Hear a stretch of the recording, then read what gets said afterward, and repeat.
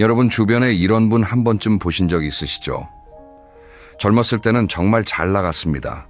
사업도 잘 되고 사람들도 많이 따르고 어디를 가든 대접을 받았어요. 그런데 나이 60이 넘고 70이 되니까 어느 순간 주변에 사람이 하나둘 사라지기 시작합니다. 명절에 전화 한 통 오지 않고 자녀들도 발길이 뜸해지고 옛 친구들마저 하나둘 등을 돌립니다. 결국 혼자 남아서 이렇게 중얼거려요. 내가 뭘 그렇게 잘못했다고. 반대로 이런 분도 계십니다. 평생 특별히 크게 성공한 것도 아니에요. 남들 보기에 그저 평범하게 살았습니다. 그런데 이상하게 나이가 들수록 얼굴에 빛이 납니다. 동네 사람들이 먼저 인사하고 자녀들이 틈만 나면 찾아오고 손주들이 할머니 할아버지 집에 가자고 조릅니다. 이분은 특별한 비결이 있는 걸까요? 같은 세월을 살았는데 왜 누구는 말년에 복이 넘치고 누구는 복이 다 달아나 버리는 걸까요? 혹시 운이 좋고 나쁘고의 차이라고 생각하시나요? 오늘 이 이야기를 끝까지 들어보시면 생각이 달라지실 겁니다. 운이라는 건 하늘에서 뚝 떨어지는 게 아닙니다. 우리가 매일 하는 말, 매일 대하는 사람, 매일 품는 마음, 이 세 가지가 모여서 내 말년의 복을 만들기도 하고 깎아먹기도 합니다. 오늘 저는 말년의 복을 다 깎아먹는 사람들에게서 발견되는 공통점 세 가지를 이야기하려고 합니다. 그리고 더 중요한 건 그 복을 지키고 오히려 더 채우는 방법까지 함께 나누겠습니다. 이 세 가지만 기억하셔도 여러분의 남은 날들이 정말 달라질 수 있습니다. 끝까지 함께 해주세요. 본격적인 이야기에 들어가기 전에 먼저 하나만 여쭤볼게요. 여러분은 복이라는 걸 뭐라고 생각하시나요? 돈이 많은 것, 건강한 것, 자녀가 잘 되는 것, 다 맞는 말입니다. 그런데 가만히 생각해 보세요. 돈이 아무리 많아도 외로운 사람이 있고, 건강해도 매일 불행한 사람이 있고, 자녀가 잘 됐는데도 연락 한 번 없는 부모가 있습니다. 그러니까 복이라는 건 단순히 무언가를 가진 상태가 아니라 내 삶에 좋은 것들이 흘러들어오는 어떤 흐름 같은 겁니다. 저는 이걸 저수지에 비유하고 싶어요. 우리 마음속에 복을 담는 저수지가 하나 있다고 상상해 보십시오. 이 저수지에는 물이 들어오는 수로가 있고 물이 빠져나가는 구멍도 있습니다. 좋은 말을 하고 좋은 관계를 맺고 감사하는 마음을 품으면 맑은 물이 콸콸 들어옵니다. 반대로 남을 깎아내리고 관계에 집착하고 비교하고 후회하면 저수지 바닥에 구멍이 뚫리는 거예요. 아무리 물을 채워도 새어나가니까 늘 바닥이 드러나는 겁니다. 문제는요, 이 구멍이 아주 작아서 본인은 잘 모른다는 겁니다. 젊을 때는 에너지가 넘치니까 새는 줄도 모르고 살아요. 그런데 나이가 들면 들어오는 물은 줄어드는데 구멍은 그대로거나 오히려 더 커집니다.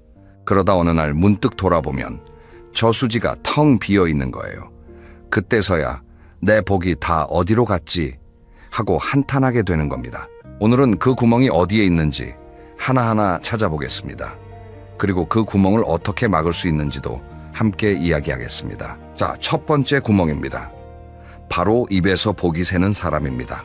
여러분 혹시 이런 말 들어보신 적 있으시죠? 말이 씨가 된다.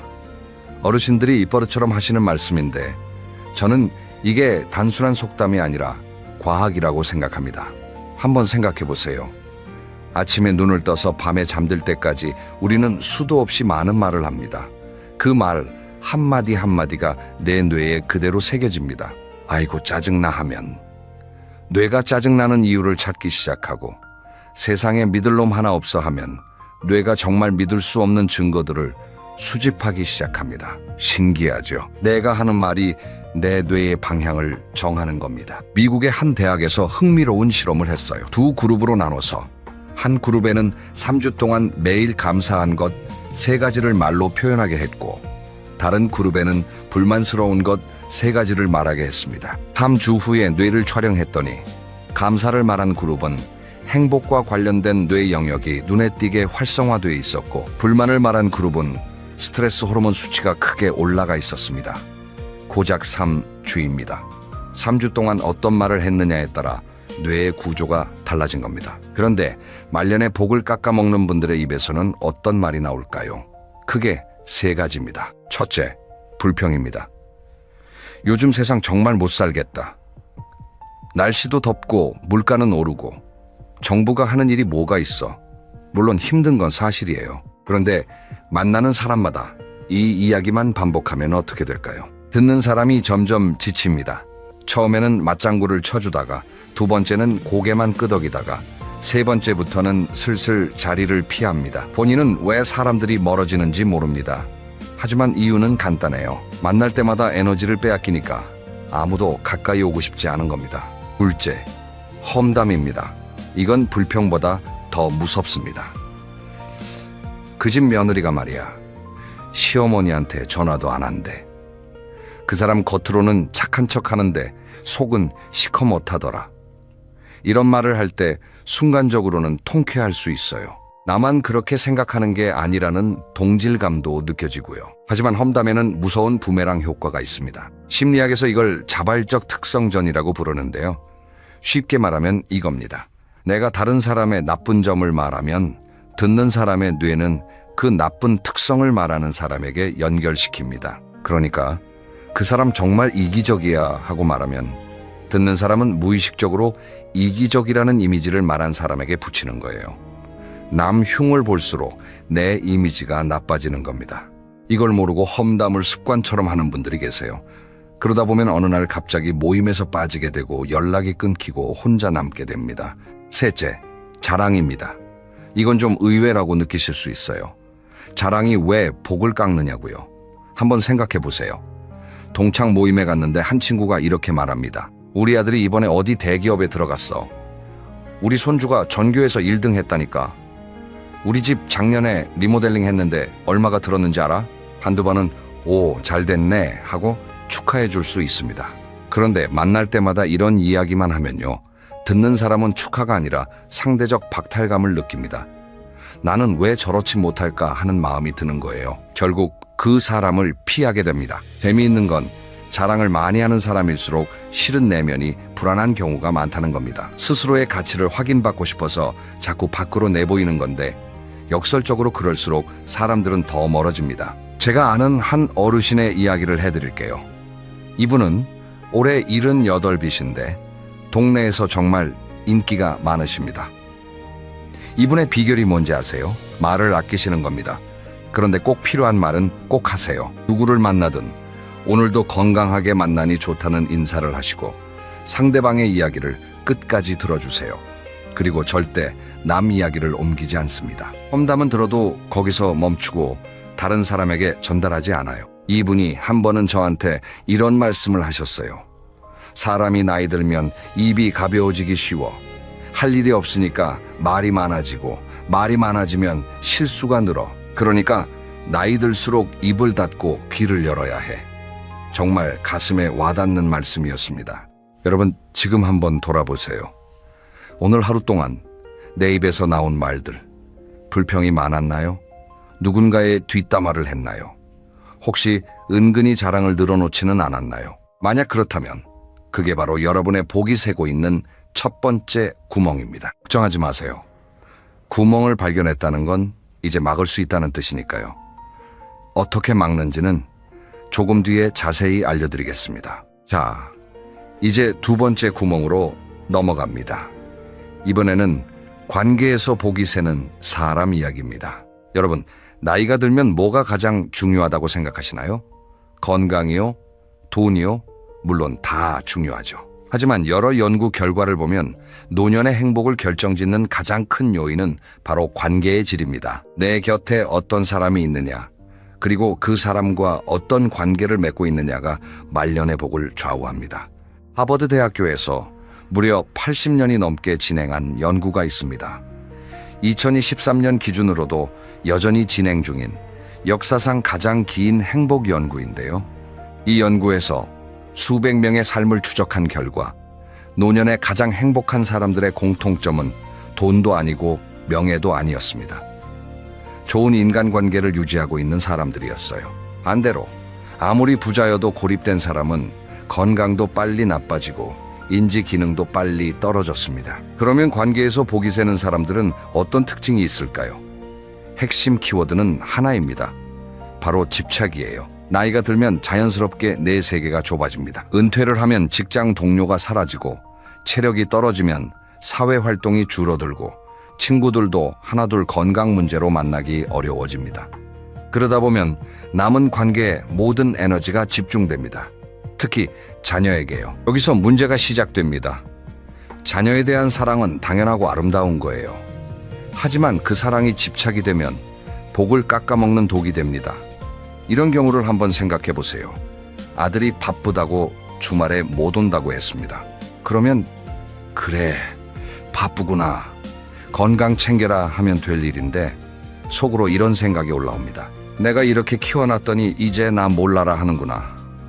며느리가 오지 말래서 그러는 거 아냐?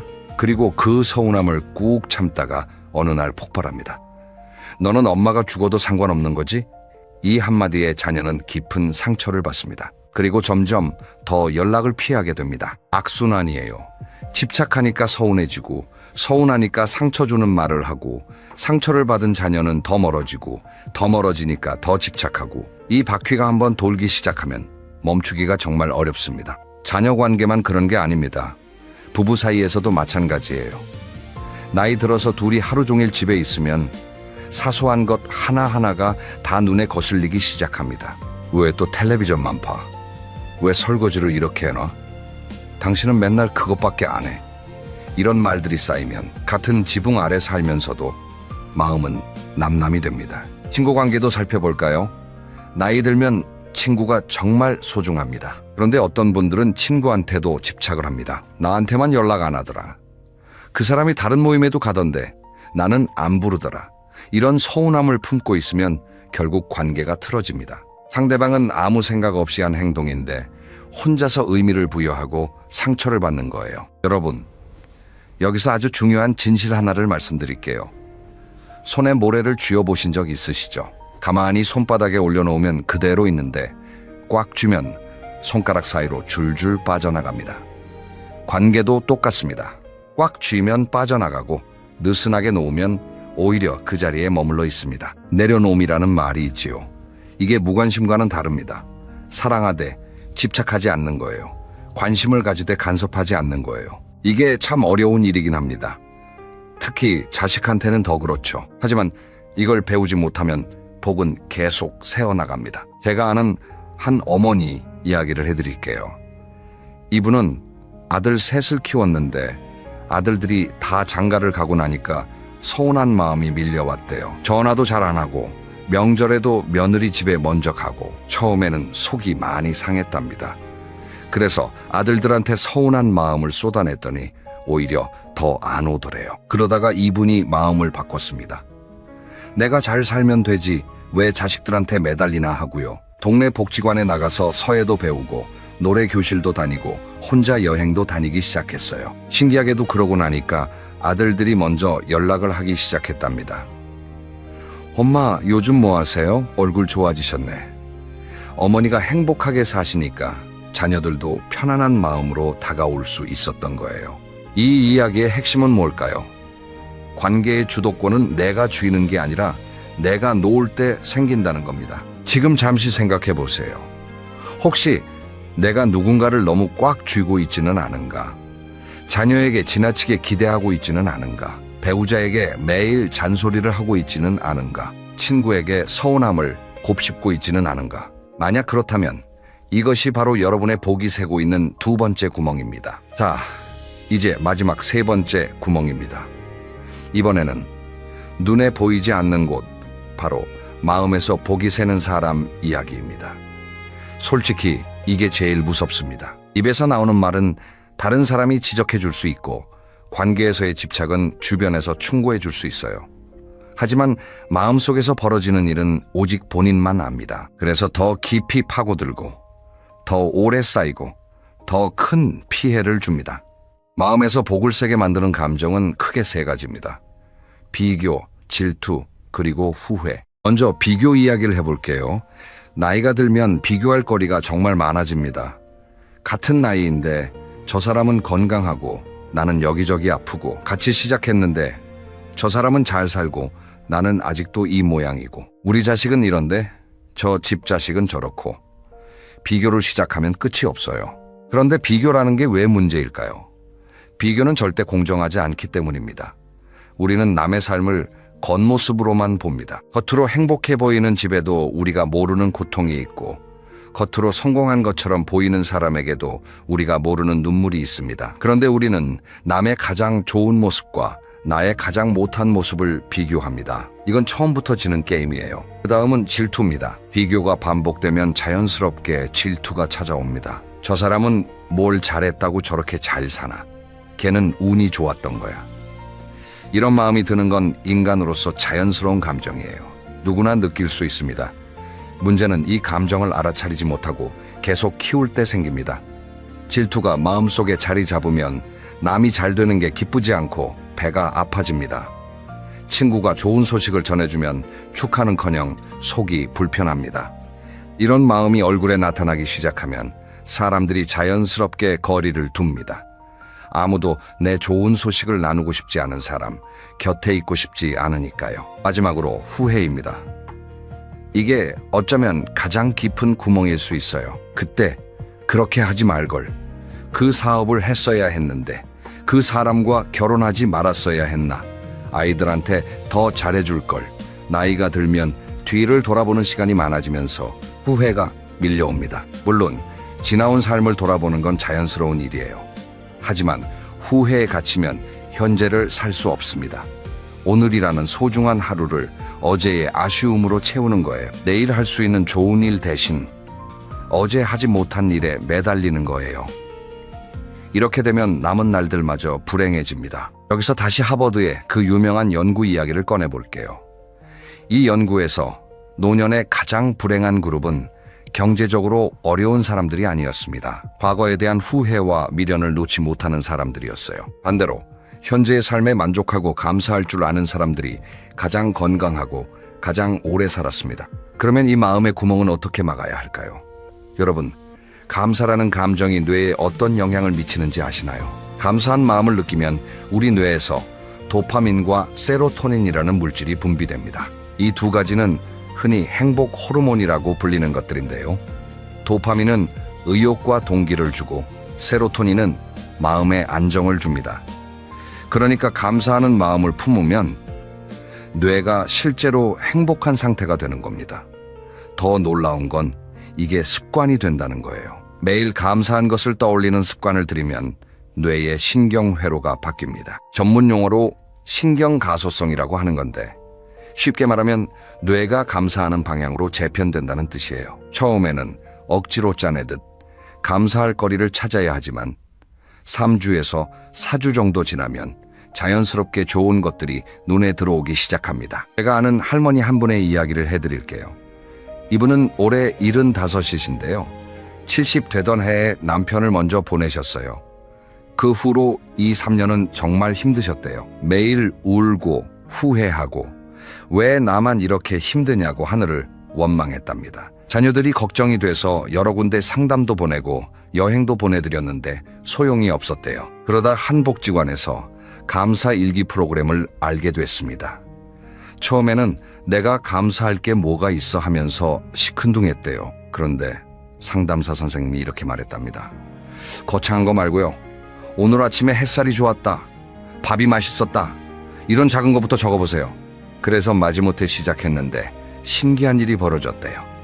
한 달쯤 지나니까 아침에 눈을 뜨면 자연스럽게 오늘은 뭘 감사하지 하는 생각이 먼저 든다는 거예요.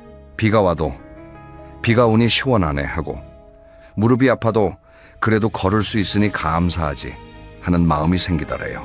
지금 이 할머니는요, 동네에서 가장 밝은 표정으로 다니시는 분이 됐습니다. 복지관에서 봉사활동도 하시고 같은 처지의 어르신들을 위로해 주시기도 합니다. 이분이 제게 이런 말씀을 하셨어요. 감사가 나를 살렸어. 남편을 보낸 건 바꿀 수 없지만 남은 내 삶을 어떻게 살지는 내가 정할 수 있더라고. 여러분, 비교, 질투, 후회, 이 세 가지 감정이 마음속에서 복을 갉아먹고 있다면 감사라는 묘약으로 그 구멍을 막을 수 있습니다. 오늘 밤 자기 전에 딱 세 가지만 떠올려 보세요. 오늘 하루 감사한 것 세 가지. 아무리 사소해도 괜찮습니다. 그 작은 습관이 여러분의 말년을 완전히 바꿔놓을 수 있습니다. 자, 지금까지 복이 새는 세 가지 구멍을 살펴봤습니다. 입에서 새는 복, 관계에서 새는 복, 마음에서 새는 복. 이 세 가지를 정리해보면 결국 하나의 진실로 모입니다. 복은 밖에서 오는 게 아니라 내 안에서 만들어지고 내 안에서 사라진다는 것. 그러면 이제 가장 중요한 질문을 해볼게요. 그래서 어떻게 하면 되는데 지금부터 복을 채우는 사람들의 세 가지 태도를 구체적으로 알려드리겠습니다. 첫째, 말의 품격을 높이는 겁니다. 이건 갑자기 좋은 말만 하라는 뜻이 아닙니다. 말의 품격이란 내 입에서 나가는 말을 한 번 더 생각하는 습관을 말합니다. 방법은 간단해요. 말하기 전에 딱 3초만 멈춰보세요. 그리고 이 세 가지를 스스로에게 물어보세요. 이 말이 사실인가? 이 말이 꼭 필요한가? 이 말이 상대를 기분 좋게 하는가? 이 세 가지 중에 하나라도 아니오라면 그 말은 하지 않는 겁니다. 처음에는 어색할 수 있어요.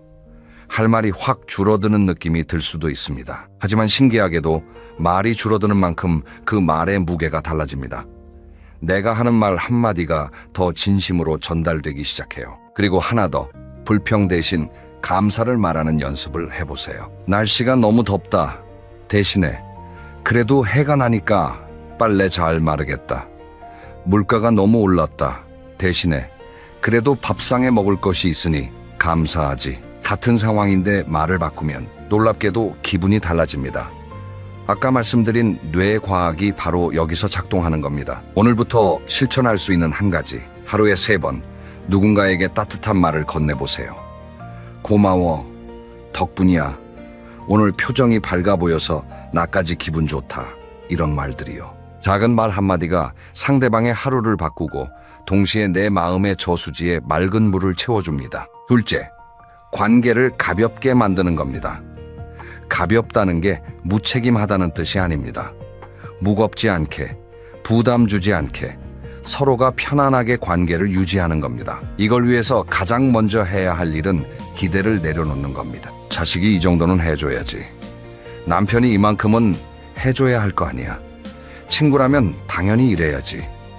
이런 기대가 높을수록 실망도 크고, 실망이 크면 서운함이 되고, 서운함이 쌓이면 원망이 됩니다. 기대를 내려놓으면 신기한 일이 벌어집니다. 자녀가 전화를 안 해도 바쁜가 보지 하고 편안하게 넘길 수 있고, 전화가 오면 와, 연락 좋네, 고맙다 하고 진심으로 기뻐할 수 있습니다. 기대가 없으니까 매번 감사가 되는 거예요.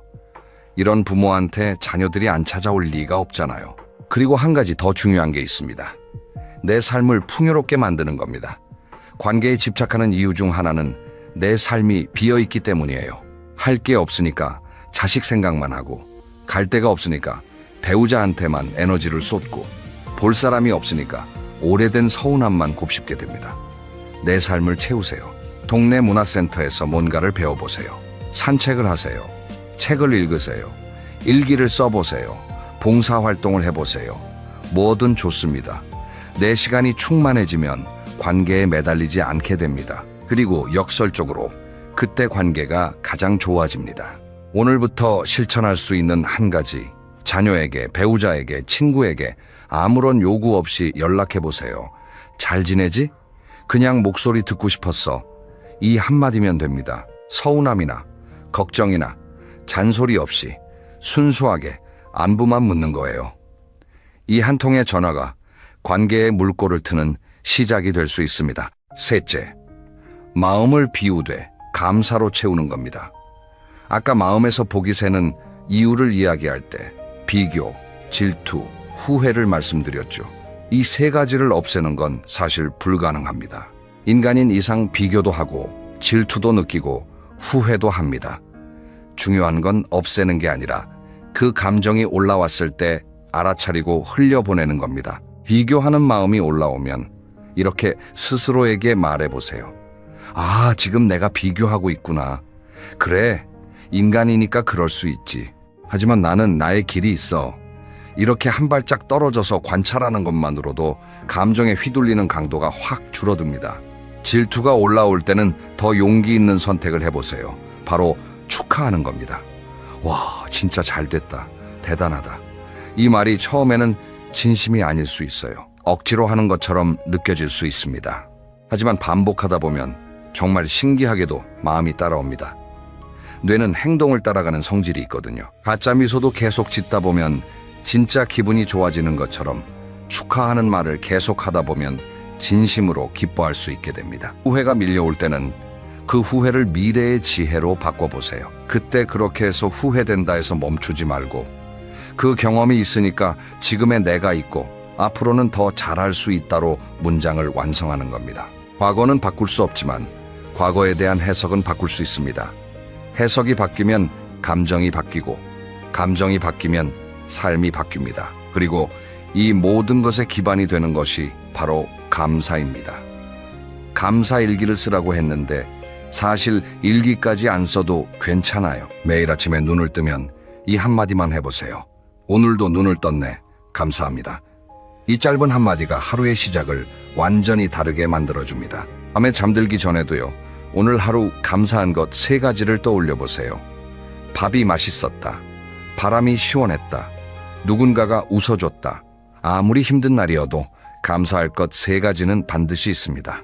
이 습관이 3주만 이어지면 여러분의 표정이 바뀝니다. 표정이 바뀌면 주변 사람들의 반응이 바뀌고 반응이 바뀌면 관계가 바뀌고 관계가 바뀌면 말년의 복이 바뀝니다. 자, 여기서 중요한 이야기 하나를 더 드리겠습니다. 많은 분들이 이렇게 생각하세요. 말년이라는 게 대체 언제부터지? 혹시 여러분도 나는 이미 늦었다고 생각하시나요? 절대 그렇지 않습니다. 말년이란 나이가 정하는 게 아닙니다. 말년은 태도가 정하는 겁니다. 50대에 이미 불평과 집착과 후회에 빠져 있다면 그분은 벌써 말년에 접어든 겁니다. 반대로 80대에도 감사하고 배우고 사람을 따뜻하게 대한다면 그분의 말년은 아직 시작도 안 한 겁니다. 한 가지 사례를 더 들려드릴게요. 이건 실제 뉴스에도 나온 이야기입니다. 일본에 사는 한 할아버지가 90살에 대학교에 입학했습니다. 주변에서 다들 이 나이에 무슨 공부야 하고 말렸지만 이분은 웃으면서 이렇게 대답했대요. 배움에는 나이가 없다. 내일 죽더라도 오늘 새로운 걸 배울 수 있으면 그걸로 충분하다. 이 할아버지의 대학 생활이 뉴스에 나가면서 전국에서 편지가 쏟아졌답니다. 80대, 70대 어르신들이 나도 뭔가를 시작해야겠다면서 자극을 받은 거예요. 이 할아버지 한 분의 태도가 수많은 사람의 삶을 바꾼 겁니다. 우리의 뇌는 나이와 상관없이 변할 수 있습니다. 아까 말씀드린 신경가소성 기억하시죠? 뇌는 죽는 날까지 새로운 연결을 만들 수 있습니다. 새로운 습관을 들이면 새로운 신경회로가 생기고 그것이 새로운 나를 만들어냅니다. 이건 20대도 50대도 80대도 마찬가지입니다. 그러니까 나는 이미 늦었다는 말은 사실이 아닙니다. 오늘이 가장 빠른 날이에요. 오늘 시작하면 됩니다. 오늘부터 말을 바꾸고 오늘부터 관계를 내려놓고 오늘부터 감사를 시작하면 됩니다. 변화를 시작한 분들의 이야기를 몇 가지만 더 나눠볼게요. 이건 제가 직접 보고 들은 것들입니다. 한 분은 67의 불평 습관을 고치기로 결심했습니다. 이분은 평생 불평이 많은 성격이었어요. 남편한테, 자식한테, 세상에 대해서 늘 불만이 가득했죠. 그런데 어느 날 손녀가 한마디를 했답니다. 할머니는 왜 맨날 싫어하는 것만 이야기해? 이 말에 정신이 번쩍 들었대요. 그날부터 이분은 손녀와 약속을 했습니다. 할머니가 불평하면 손녀가 손을 잡아주기로. 처음에는 하루에도 수십 번 손녀한테 손을 잡혔대요. 그런데 한 달이 지나니까 횟수가 줄었고 석 달이 지나니까 거의 불평을 안 하게 됐답니다. 지금은 손녀가 자랑스럽게 말한대요. 우리 할머니가 세상에서 제일 긍정적인 사람이야. 또 한 분은 73세 관계를 정리하기 시작했습니다. 이분은 자녀 3남매한테 너무 집착하는 바람에 명절마다 전쟁이었어요. 서운함을 쏟아내고 며느리 사위한테 서운한 티를 내고 결국 모임이 끝나면 다들 지쳐 나가 떨어지곤 했답니다. 이분이 변한 계기는 오래된 친구의 한마디였어요. 너 자식한테 매달리지 말고 네 인생을 살아봐. 네가 행복해야 자식도 행복해. 그 말이 마음에 콕 박혔대요. 그래서 동네 등산 모임에 나가고 도서관에서 책을 빌려 읽고 혼자 근교 여행도 다니기 시작했어요. 처음에는 쓸쓸했지만 점점 혼자서도 즐거운 시간을 보낼 수 있다는 걸 알게 됐답니다. 그러니까 신기하게도 자녀들이 먼저 연락을 하기 시작했어요. 엄마, 요즘 어디 다녀왔어? 사진 보내줘. 이번 주말에 우리가 갈게. 어머니가 변하니까 자녀들도 편안하게 다가올 수 있었던 거예요. 마지막 한 분은 이른의 감사일기를 시작한 할아버지인데요. 이분의 이야기가 참 따뜻합니다.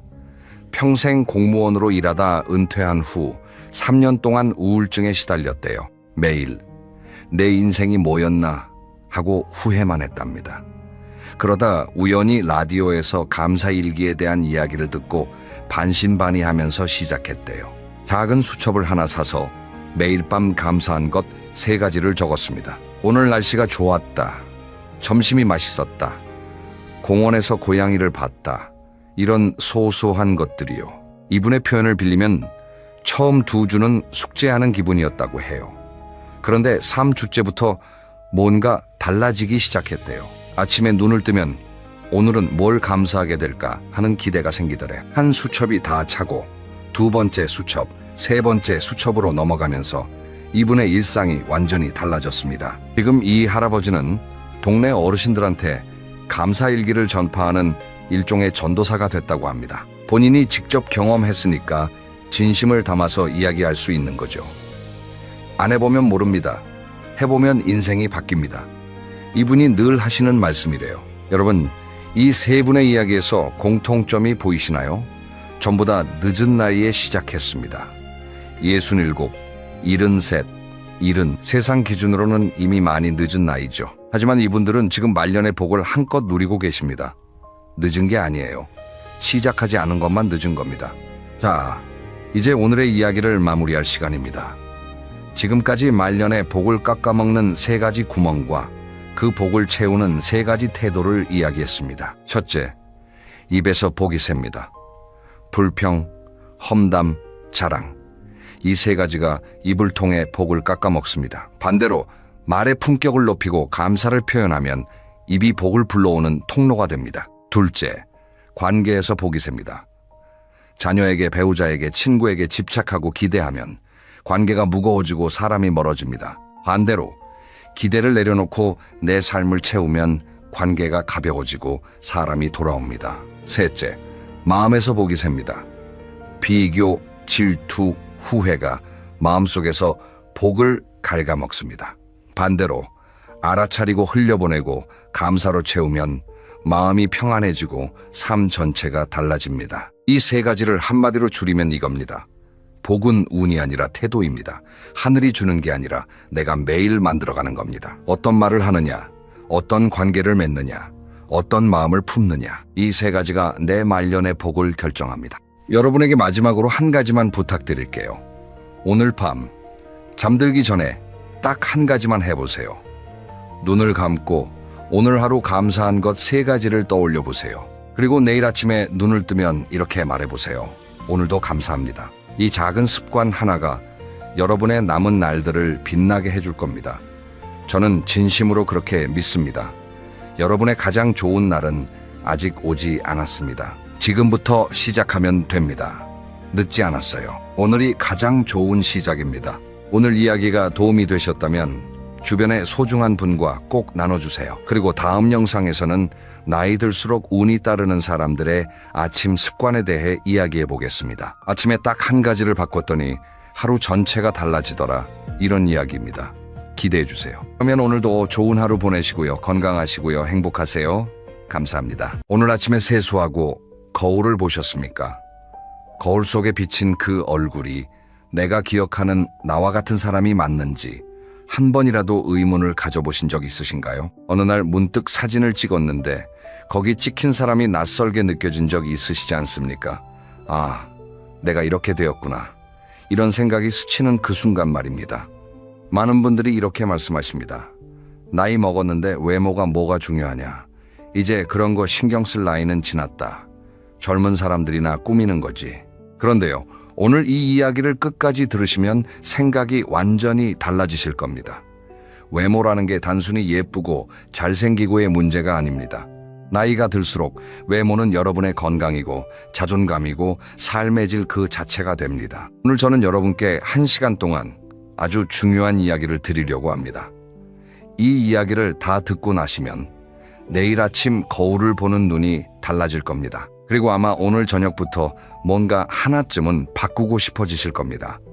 끝까지 함께 해주십시오. 자, 먼저 이런 이야기부터 해보겠습니다. 우리가 외모를 가꾼다고 하면 대부분 어떤 걸 떠올리십니까? 화장을 한다, 비싼 옷을 입는다, 성형을 한다, 이런 걸 생각하시지 않습니까? 그래서 나이 든 사람이 외모에 신경 쓰면 허영이라고 쓸데없는 짓이라고 생각하는 분들이 많습니다. 그런데 의학적으로 보면 전혀 다른 이야기입니다.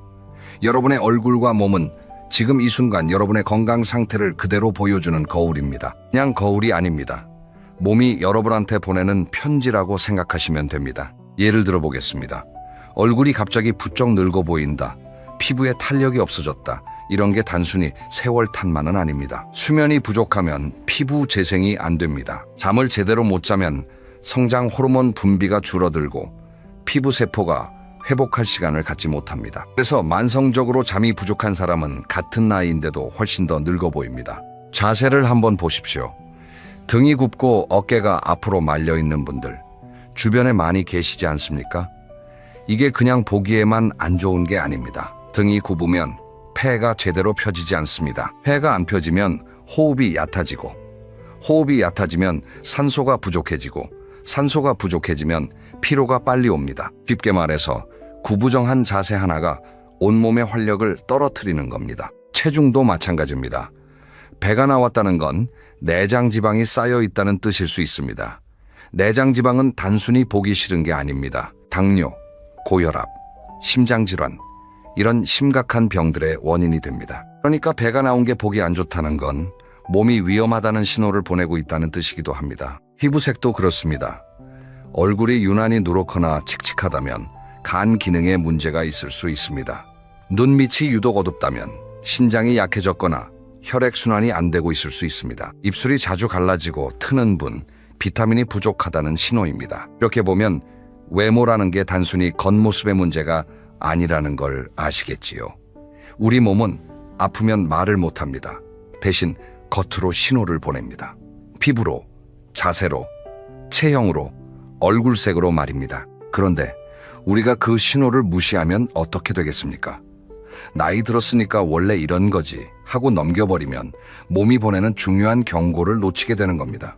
그래서 제가 드리고 싶은 첫 번째 말씀은 이겁니다. 외모에 관심을 갖는 건 허영이 아닙니다. 내 몸의 소리에 귀를 기울이는 것입니다. 거울을 보는 건 예뻐지려는 게 아니라 내 건강을 확인하는 행위입니다. 오늘부터 거울을 볼 때 이렇게 한번 생각해 보십시오. 오늘 내 몸은 나한테 무슨 이야기를 하고 있는 걸까? 하고 말입니다. 자, 그럼 이제 두 번째 이야기로 넘어가겠습니다. 아마 이 이야기를 들으시면 조금 놀라실 수도 있습니다. 우리가 누군가를 처음 만나면 그 사람에 대한 인상이 얼마나 빨리 만들어질까요? 연구에 따르면 단 0.1초입니다. 0.1초면 눈을 한번 깜빡이는 것보다도 짧은 시간입니다. 그 찰나에 우리 뇌는 상대방이 믿을 만한 사람인지, 능력이 있는 사람인지, 호감이 가는 사람인지를 판단합니다. 이게 젊을 때는 사실 크게 상관이 없습니다. 젊으면 그 자체로 활력이 있어 보이고 사회적 기회가 많으니까 첫인상이 좀 안 좋아도 만회할 기회가 많지 않습니까? 그런데 나이가 들면 이야기가 달라집니다. 생각해 보십시오. 은퇴 후에 새로운 모임에 나가셨을 때, 동창회에서 오랜만에 만났을 때, 병원에서 의사 선생님을 처음 만났을 때, 자녀의 지인을 처음 만났을 때, 이런 자리에서 여러분의 첫인상이 어떻게 만들어지는가, 이게 생각보다 큰 영향을 미칩니다. 재미있는 연구가 하나 있습니다. 같은 나이, 같은 건강 상태의 중장년 남성 두 분을 비교한 건데요. 한 분은 깔끔하게 면도를 하고 단정한 옷을 입고 허리를 펴고 있었고, 다른 한 분은 수염이 지저분하고 구겨진 옷의 등이 굽어 있었습니다. 똑같은 말을 해도 앞에 분이 한 말은 더 신뢰를 받았고 뒤에 분이 한 말은 덜 진지하게 받아들여졌습니다. 말의 내용이 같은데도 말입니다. 이건 불공평하다고 느끼실 수 있습니다. 맞습니다. 어찌 보면 불공평합니다.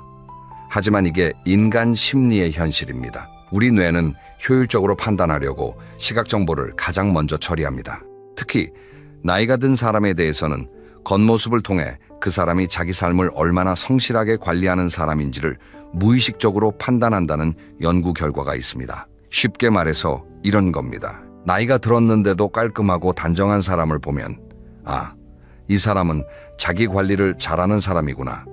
규칙적인 생활을 하는 사람이구나. 삶에 의지가 있는 사람이구나. 이렇게 느끼게 된다는 겁니다. 반대로 나이가 들어서 외모에 전혀 신경을 쓰지 않는 모습은 실제와 다르더라도 무기력하거나 삶을 포기한 사람처럼 보일 수 있다는 겁니다. 이건 특히 사회적 관계에서 큰 차이를 만듭니다. 새로운 사람을 만나기 어려워지는 나이에 한 번 만남에서 좋은 인상을 남기느냐 못 남기느냐는 그 이후의 관계 전체를 좌우할 수 있습니다. 병원에서도 마찬가지입니다. 이건 좀 충격적인 이야기인데요. 일부 연구에 따르면 깔끔하고 건강해 보이는 환자에게 의료진이 더 적극적으로 치료 옵션을 제시하는 경향이 있다고 합니다. 반대로 자기 관리가 안 되어 보이는 환자에게는 무의식적으로 치료 의지가 낮을 것이라고 판단해서 적극적인 치료를 덜 권하는 경향이 있다는 겁니다. 물론 모든 의료진이 그런 건 아닙니다. 하지만 이런 경향이 연구로 확인되었다는 사실 자체가 시사하는 바가 크지 않습니까? 결국 나이가 들수록 첫인상의 힘은 약해지는 게 아니라 오히려 강해집니다. 젊을 때는 내일 또 만나면 되지만 나이가 들면 그 한 번이 전부일 수도 있으니까요. 그래서 외모를 가꾸는 건 남한테 잘 보이려는 게 아닙니다. 나라는 사람이 가진 가치를 제대로 전달하기 위한 겁니다. 여기까지가 첫 번째와 두 번째 이야기입니다. 외모는 건강의 신호이고 나이 들수록 첫인상의 힘은 더 강력해진다. 그런데 여기서 끝이 아닙니다. 내수록에스 다이그 세 번째 이야기는 어쩌면 오늘 전체에서 가장 중요한 이야기일 수 있습니다. 여러분, 혹시 이런 경험 해보신 적 있으신가요? 기분이 안 좋은 날, 아무것도 하기 싫은 날, 며칠째 잠옷바람으로 집에만 있던 날, 그러다가 어쩔 수 없이 외출할 일이 생겨서 샤워하고 깔끔한 옷으로 갈아입고 나왔는데 갑자기 기분이 좀 나아지는 경험 말입니다. 아무것도 달라진 게 없는데 옷만 바꿔 입었을 뿐인데 왠지 발걸음이 가벼워지고 세상이 조금 다르게 보이는 그런 경험이요. 이건 기분 탓이 아닙니다. 과학적으로 설명이 되는 현상입니다. 심리학에서는 이걸 겉모습이 마음에 영향을 미치는 현상이라고 설명합니다. 쉽게 말하면 내가 입는 옷이, 내가 보이는 모습이 내 생각과 감정과 행동에 실제로 영향을 준다는 겁니다. 운동복을 입으면 왠지 몸을 움직이고 싶어지고 정장을 입으면 자세가 바로 서는 것처럼 말입니다. 그런데 이게 나이 들어서는 단순한 기분 전환을 넘어서 정신 건강과 직결되는 문제가 됩니다. 중장년 이후에 많은 분들이 경험하시는 게 뭐냐면 사회적 역할의 축소입니다. 은퇴를 하시거나 자녀가 독립하거나 모임이 줄어들면서 나를 필요로 하는 곳이 줄어들었다는 느낌을 받게 됩니다.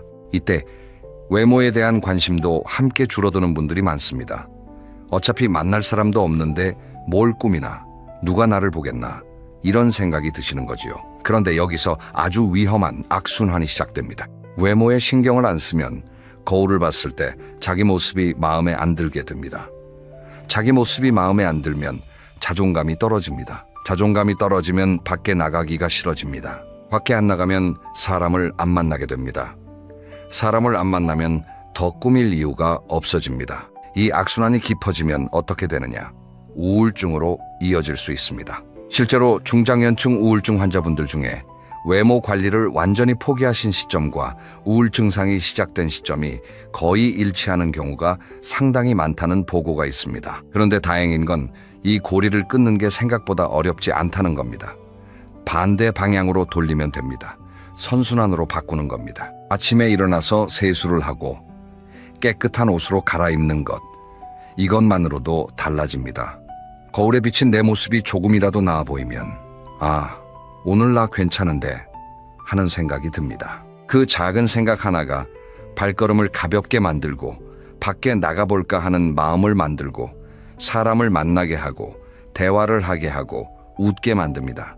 웃으면 또 기분이 좋아지고 기분이 좋아지면 내일도 좀 꾸며볼까 하는 생각이 들고 이렇게 선순환이 시작되는 겁니다. 여기서 중요한 건 대단한 걸 하라는 게 아니라는 겁니다.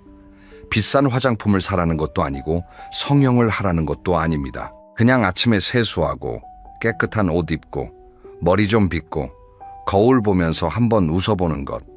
이게 전부입니다. 이 작은 행동 하나가 하루의 질을 완전히 바꿀 수 있습니다. 한 가지 사례를 말씀드리겠습니다. 제가 알고 있는 이야기인데요. 63살 되신 한 남성분이 계셨습니다.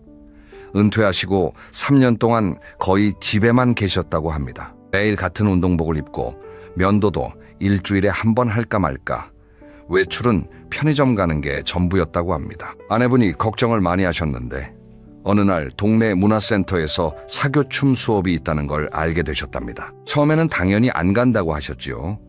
그런데 아내분이 계속 권유를 하셔서 한 번만 가보자 하고 나가시게 되었답니다. 그런데 수업에 가려면 운동복 차림으로는 안 되니까 오랜만에 깔끔한 옷을 꺼내 입고 면도를 하고 구두까지 닦으셨답니다. 그런데요, 그분이 나중에 하신 말씀이 인상적입니다. 수업이 좋았던 것도 있지만 오랜만에 깔끔하게 차려입고 거울을 봤을 때 그 순간이 가장 기분이 좋았다고 하셨답니다. 아, 나도 아직 괜찮구나 하는 생각이 들었다고요. 그 이후로 이분은 일주일에 3번 수업에 나가시고 매번 깔끔하게 차려입고 나가시면서 3년 동안의 무기력에서 벗어나셨다고 합니다. 이 이야기에서 핵심이 뭡니까?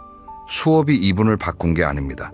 거울 속 자기 모습이 이분을 바꾼 겁니다. 내가 보기에 괜찮은 내 모습, 이게 모든 변화의 시작이었던 겁니다. 그래서 자존감과 외모는 때려야 뗄 수 없는 관계입니다. 특히 나이가 들수록 외모를 가꾸는 건 남을 위한 게 아니라 나 자신을 위한 가장 쉽고 가장 효과적인 자존감 관리법인 겁니다. 자, 그러면 이제 여러분이 가장 궁금해하실 이야기로 넘어가겠습니다.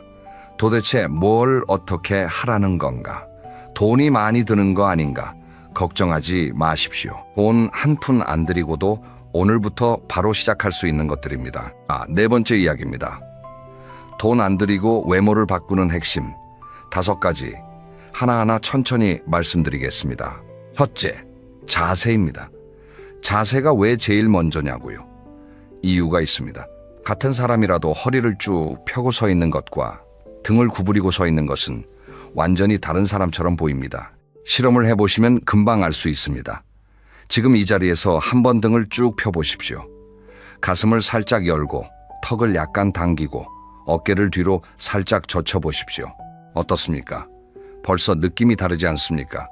좋은 자세는 키가 2, 3cm는 더 커 보이게 합니다. 얼굴도 더 작아 보이고 턱선도 살아나고 무엇보다 활력이 있어 보입니다. 그리고 아까 말씀드렸듯이 자세가 바르면 호흡이 깊어지고, 호흡이 깊어지면 실제로 몸에 산소가 더 많이 공급돼서 에너지가 올라갑니다. 구체적으로 어떻게 하면 되느냐? 벽에 등을 대고 서보십시오. 뒤통수, 어깨, 엉덩이, 발뒤꿈치, 이 4군데가 벽에 닿아야 합니다. 이게 바른 자세의 기준입니다. 처음에는 어색하고 힘들 수 있습니다. 하지만 하루에 5번, 한 번에 1분씩만 이 자세로 벽에 서 계시면, 이 주일이면 몸이 기억하기 시작합니다. 한 달이면 자연스러워집니다. 돈이 듭니까? 한 푼도 안 듭니다. 둘째, 표정입니다. 표정이라고 하니까 뭔가 대단한 걸 떠올리실 수 있는데 사실 아주 간단합니다. 입꼬리를 살짝 올리는 겁니다. 그게 전부입니다. 사람의 기본 표정이라는 게 있습니다. 아무 생각 없이 가만히 있을 때의 얼굴 말입니다. 나이가 들면 중력 때문에 얼굴 근육이 아래로 처지면서 아무 생각이 없어도 화난 것처럼 보이거나 불만족스러워 보이는 분들이 많습니다. 본인은 그냥 편한 건데 남이 보기에는 불쾌해 보이는 거지요. 이걸 바꾸는 가장 쉬운 방법이 의식적으로 입꼬리를 살짝 올리는 겁니다. 활짝 웃으라는 게 아닙니다. 정말 살짝 1mm만 올린다고 생각하시면 됩니다. 이것만으로도 인상이 부드러워지고 편안해 보이고 호감이 가는 얼굴이 됩니다. 그리고 한 가지 더 있습니다. 눈입니다. 눈에 힘을 살짝 주는 겁니다. 눈이 흐리멍덩하면 아무리 옷을 잘 입어도 생기가 없어 보입니다. 반대로 눈에 초점이 또렷하고 빛이 있으면 그것만으로 인상이 확 살아납니다. 아침에 세수할 때 거울을 보면서 눈을 크게 떴다 감았다를 10번만 반복해 보십시오. 눈 주변 근육이 풀리면서 눈이 맑아지는 걸 느끼실 수 있을 겁니다. 셋째, 피부 기본 관리입니다. 피부 관리라고 하면 여성분들만의 영역이라고 생각하시는 남성분들이 아직도 많습니다. 하지만 전혀 그렇지 않습니다. 남녀 상관없이 피부는 관리하면 확실히 달라집니다. 그리고 그 관리라는 게 복잡한 게 아닙니다. 딱 3가지만 하시면 됩니다. 세수할 때 비누 대신 세안제를 쓰는 것, 세수하고 나서 수분 크림을 바르는 것, 외출할 때 자외선 차단제를 바르는 것. 이 3가지입니다. 특히 자외선 차단제는 정말 중요합니다. 피부 노화의 80%가 자외선 때문이라는 연구 결과가 있습니다. 나이 들어서 주름이 깊어지고 기미가 생기고 피부가 거칠어지는 것의 대부분이 자외선 누적 손상 때문이라는 겁니다. 그러니까 자외선 차단제 하나만 꾸준히 발라도 피부 노화 속도를 상당히 늦출 수 있다는 뜻입니다. 흐린 날이나 겨울에도 자외선은 있으니까 사계절 내내 바르시는 게 좋습니다. 넷째, 옷차림 정리입니다. 비싼 옷을 사라는 게 아닙니다. 지금 옷장에 있는 옷들만으로도 충분합니다. 핵심은 깨끗하고 단정한 것, 이것 하나입니다. 구겨진 옷, 보풀이 일어난 옷, 얼룩이 있는 옷, 사이즈가 안 맞는 옷, 이런 옷들을 정리하는 것부터 시작하시면 됩니다. 그리고 기본 원칙 하나만 기억하십시오. 옷의 색은 3가지 이내로 맞추는 게 좋습니다. 위아래 색이 서로 어울리기만 하면 비싼 옷이 아니어도 세련되어 보입니다. 그리고 의외로 큰 차이를 만드는 게 신발입니다. 깨끗한 신발을 신는 것, 이것만으로도 전체 인상이 확 달라집니다. 옷은 눈에 잘 안 띄어도 더러운 신발은 눈에 띕니다. 반대로 깨끗한 신발은 그 사람의 전체적인 인상을 깔끔하게 만들어줍니다. 오래된 운동화라도 하얀 지우개로 밑창만 닦아도 다릅니다. 5째, 걸음걸이입니다. 이건 많은 분들이 간과하시는 건데 걸음걸이가 주는 인상은 상상 이상으로 큽니다. 같은 사람이라도 터벅터벅 끌듯이 걷는 것과 발을 확실히 떼면서 리듬감 있게 걷는 것은 나이가 10살은 달라 보입니다. 좋은 걸음걸이의 포인트는 3가지입니다. 시선을 전방 15m 정도에 두는 것, 발 뒤꿈치가 먼저 닿고 발 앞쪽으로 체중이 이동하는 것, 팔을 자연스럽게 앞뒤로 흔드는 것. 이 3가지를 의식하면서 걸으시면 걷는 모습이 완전히 달라집니다. 그리고 걸음걸이를 바꾸면 실제로 신체 건강에도 좋습니다. 바른 걸음걸이는 무릎과 허리에 가는 부담을 줄여주고 심폐기능도 향상시킵니다. 그러니까 보기에도 좋고 건강에도 좋으니 일석이조인 셈이지요. 이 5가지를 정리해 보겠습니다. 자세 바로 하기, 입꼬리 살짝 올리기, 피부 기본 3단계 관리하기, 옷차림 깨끗이 정리하기, 걸음걸이 신경 쓰기.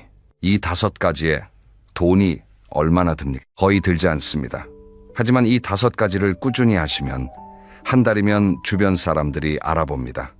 요즘 뭐 하시냐고 물어볼 겁니다. 그 한마디가 또 자존감을 올려주고 선순환이 더 강해지는 겁니다. 그런데 여기서 한 단계 더 나아가면 정말 눈에 띄는 변화가 생깁니다. 바로 운동 이야기입니다. 운동이 건강에 좋다는 건 누구나 아시지 않습니까? 그런데 오늘은 건강 이야기를 하려는 게 아닙니다. 운동이 여러분의 외모를 어떻게 바꾸는지 그 원리를 말씀드리려는 겁니다. 이걸 알고 나시면 운동에 대한 동기가 완전히 달라지실 겁니다. 먼저 얼굴부터 이야기하겠습니다. 운동을 하면 혈액순환이 좋아집니다. 혈액순환이 좋아지면 피부에 산소와 영양분이 더 많이 전달됩니다. 그러면 피부톤이 밝아지고 칙칙하던 안색이 환해집니다. 그래서 운동을 꾸준히 하는 분들은 같은 나이인데도 피부가 더 맑고 건강해 보이는 겁니다. 그리고 운동을 하면 땀을 흘리게 되는데 땀을 흘리는 과정에서 모공에 있는 노폐물이 배출됩니다. 이게 사실 고가의 피부 관리 못지않은 효과가 있습니다. 일주일에 3번, 30분씩만 땀을 흘려도 피부가 달라지는 걸 느끼실 수 있습니다. 다음으로 체형입니다. 나이가 들면 근육이 줄어듭니다. 30대 이후로 매년 근육량이 조금씩 감소하기 시작해서 60대가 되면 젊었을 때의 상당 부분을 잃게 됩니다. 근육이 줄어들면 무슨 일이 생기느냐? 같은 체중이어도 몸이 처져 보입니다. 팔이 축 늘어지고 등이 굽고 엉덩이가 내려앉고 전체적으로 활력 없는 체형이 됩니다. 이걸 막을 수 있는 유일한 방법이 근력 운동입니다. 무거운 걸 들어야 한다는 게 아닙니다. 맨몸 운동으로도 충분합니다. 스쿼트, 팔굽혀펴기, 가벼운 아령 운동, 이 정도면 됩니다. 중요한 건 꾸준히 하는 것이지 강도가 아닙니다. 근력 운동을 하면 근육이 유지되거나 늘어나면서 체형이 탄탄하게 잡힙니다. 옷핏이 달라지고 자세가 좋아지고 걸음걸이도 바뀝니다. 같은 옷을 입어도 완전히 다른 느낌이 됩니다. 그래서 운동은 가장 확실한 외모 투자라고 할 수 있습니다. 유산소 운동도 빼놓을 수 없습니다. 걷기, 가볍게 뛰기, 자전거 타기, 수영, 뭐든 좋습니다. 유산소 운동은 심폐 기능을 강화시켜서 체력 자체를 올려줍니다. 체력이 올라가면 일상에서 피곤함을 덜 느끼고 피곤함을 덜 느끼면 표정이 밝아집니다. 피곤한 사람의 얼굴과 활력 넘치는 사람의 얼굴 확실히 다르지 않습니까? 그리고 운동에는 한 가지 더 놀라운 효과가 있습니다. 운동을 하면 뇌에서 행복 호르몬이라고 불리는 물질들이 분비됩니다.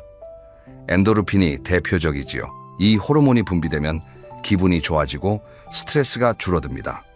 스트레스가 줄면 얼굴에서 긴장이 풀리고 표정이 부드러워집니다. 실제로 운동을 꾸준히 하시는 중장년 분들을 보면 얼굴이 밝고 눈빛이 살아있습니다. 그게 화장을 해서 그런 게 아니라 몸 안에서 일어나는 변화가 밖으로 드러나는 겁니다. 안에서부터 빛이 나는 거지요. 그러면 어떻게 시작하면 좋으냐? 복잡하게 생각하지 마십시오. 딱 하나만 정하십시오. 매일 30분 걷기. 이것부터 시작하시면 됩니다. 30분이 부담되시면 20분이라도 좋습니다. 10분이라도 좋습니다. 중요한 건 시작하는 겁니다. 걷기가 익숙해지시면 일주일에 2, 3일은 근력 운동을 추가하시면 됩니다. 집에서 스쿼트 15개, 팔굽혀펴기 10개, 이것만 해도 됩니다. 3개월이면 거울 속 내 모습이 달라진 걸 분명히 느끼실 겁니다. 한 가지만 더 말씀드리겠습니다. 운동을 시작하시면 초반 2, 3, 주가 가장 힘듭니다. 몸도 안 따라주고 효과도 안 보이고 귀찮기만 합니다. 그런데 이 고비만 넘기시면 몸이 운동을 기억하기 시작합니다. 안 하면 오히려 찝찝한 느낌이 들기 시작합니다. 그때부터는 억지로 하는 운동이 아니라 하고 싶어서 하는 운동이 됩니다. 그 전환점까지만 버텨보시기 바랍니다. 자, 지금까지 건강의 신호, 첫인상의 힘, 자존감과의 관계, 돈 안 드는 관리법, 운동의 효과까지 말씀드렸습니다. 이제 마지막 6번째 이야기인데요. 어쩌면 이게 오늘 이야기 전체를 관통하는 가장 깊은 메시지일 수 있습니다. 여러분, 이런 말 들어보신 적 있으시지요? 40세가 넘으면 자기 얼굴에 책임을 져야 한다. 이 말 가만히 생각해보면 참 무게가 있는 말입니다. 젊었을 때 얼굴은 부모님한테 물려받은 겁니다. 이목구비가 어떻게 생겼느냐, 피부가 어떤 타입이냐, 이런 건 태어날 때 정해지는 거지요. 그런데 40세가 넘고 50세가 넘고 60세가 넘으면 얼굴은 더 이상 유전자만의 산물이 아니게 됩니다. 왜 그런가? 우리 얼굴에는 수십 개의 근육이 있습니다. 그리고 이 근육들은 우리가 평소에 어떤 표정을 자주 짓느냐에 따라 발달 정도가 달라집니다. 자주 웃는 사람은 입꼬리를 올리는 근육이 발달합니다. 자주 찡그리는 사람은 미간주름 근육이 발달합니다. 자주 화내는 사람은 턱에 힘이 들어가는 근육이 발달합니다. 이게 20, 30대까지는 큰 차이가 안 나는데 40대, 50대가 되면 누적 효과가 나타나기 시작합니다. 그래서 평생 잘 웃고 살아온 사람의 60대 얼굴과 평생 불만을 안고 살아온 사람의 60대 얼굴은 전혀 다른 인상을 가지게 됩니다. 같은 이목구비를 가졌어도 말입니다. 생각해 보십시오. 주변에 나이가 드셨는데 인상이 참 편안하고 따뜻한 분이 계시지 않습니까? 만나면 왠지 마음이 놓이고 말을 걸고 싶어지는 그런 분 말입니다. 그런 분들의 공통점이 뭔지 아십니까? 대부분 평소에 웃는 표정이 자연스러운 분들입니다. 눈가에 잔주름이 있어도 그 주름이 웃음주름이기 때문에 오히려 호감을 줍니다. 반대로 나이가 같은데도 뭔가 다가가기 어렵고 불만이 있어 보이고 화가 나 있는 것 같은 분도 계시지 않습니까? 이런 분들은 실제로 화가 나 있지 않을 수도 있습니다. 하지만 오랜 세월 동안의 표정 습관이 얼굴에 새겨져서 그런 인상이 된 겁니다. 이건 표정만의 문제가 아닙니다. 감정 패턴도 얼굴에 영향을 줍니다. 늘 걱정을 하는 사람은 이마에 주름이 깊어집니다. 늘 긴장하는 사람은 턱이 각져 보입니다. 늘 우울한 사람은 눈밑이 어둡고 입꼬리가 내려갑니다. 반대로 감사하며 사는 사람, 여유를 즐기는 사람, 사람을 좋아하는 사람의 얼굴에는 어떤 따뜻함이 묻어납니다. 이건 화장으로도 성형으로도 만들 수 없는 겁니다. 그래서 나이 들수록 외모가 중요하다는 말은 단순히 젊어 보이려고 꿈이라는 뜻이 아닙니다. 어떤 마음으로 살아왔느냐가 얼굴에 드러나는 나이이기 때문에 내면을 가꾸는 것이 곧 외모를 가꾸는 것이라는 뜻입니다. 여러분이 오늘 웃으면 그 웃음은 내일의 얼굴에 새겨집니다. 여러분이 오늘 감사하면 그 감사는 한 달 후의 표정에 나타납니다. 여러분이 오늘 누군가에게 따뜻하게 대하면 그 따뜻함은 1년 후의 눈빛에 담깁니다. 그러니까 우리가 매일 어떤 감정으로, 어떤 태도로, 어떤 마음으로 살아가느냐가 우리 얼굴의 미래를 결정하는 겁니다.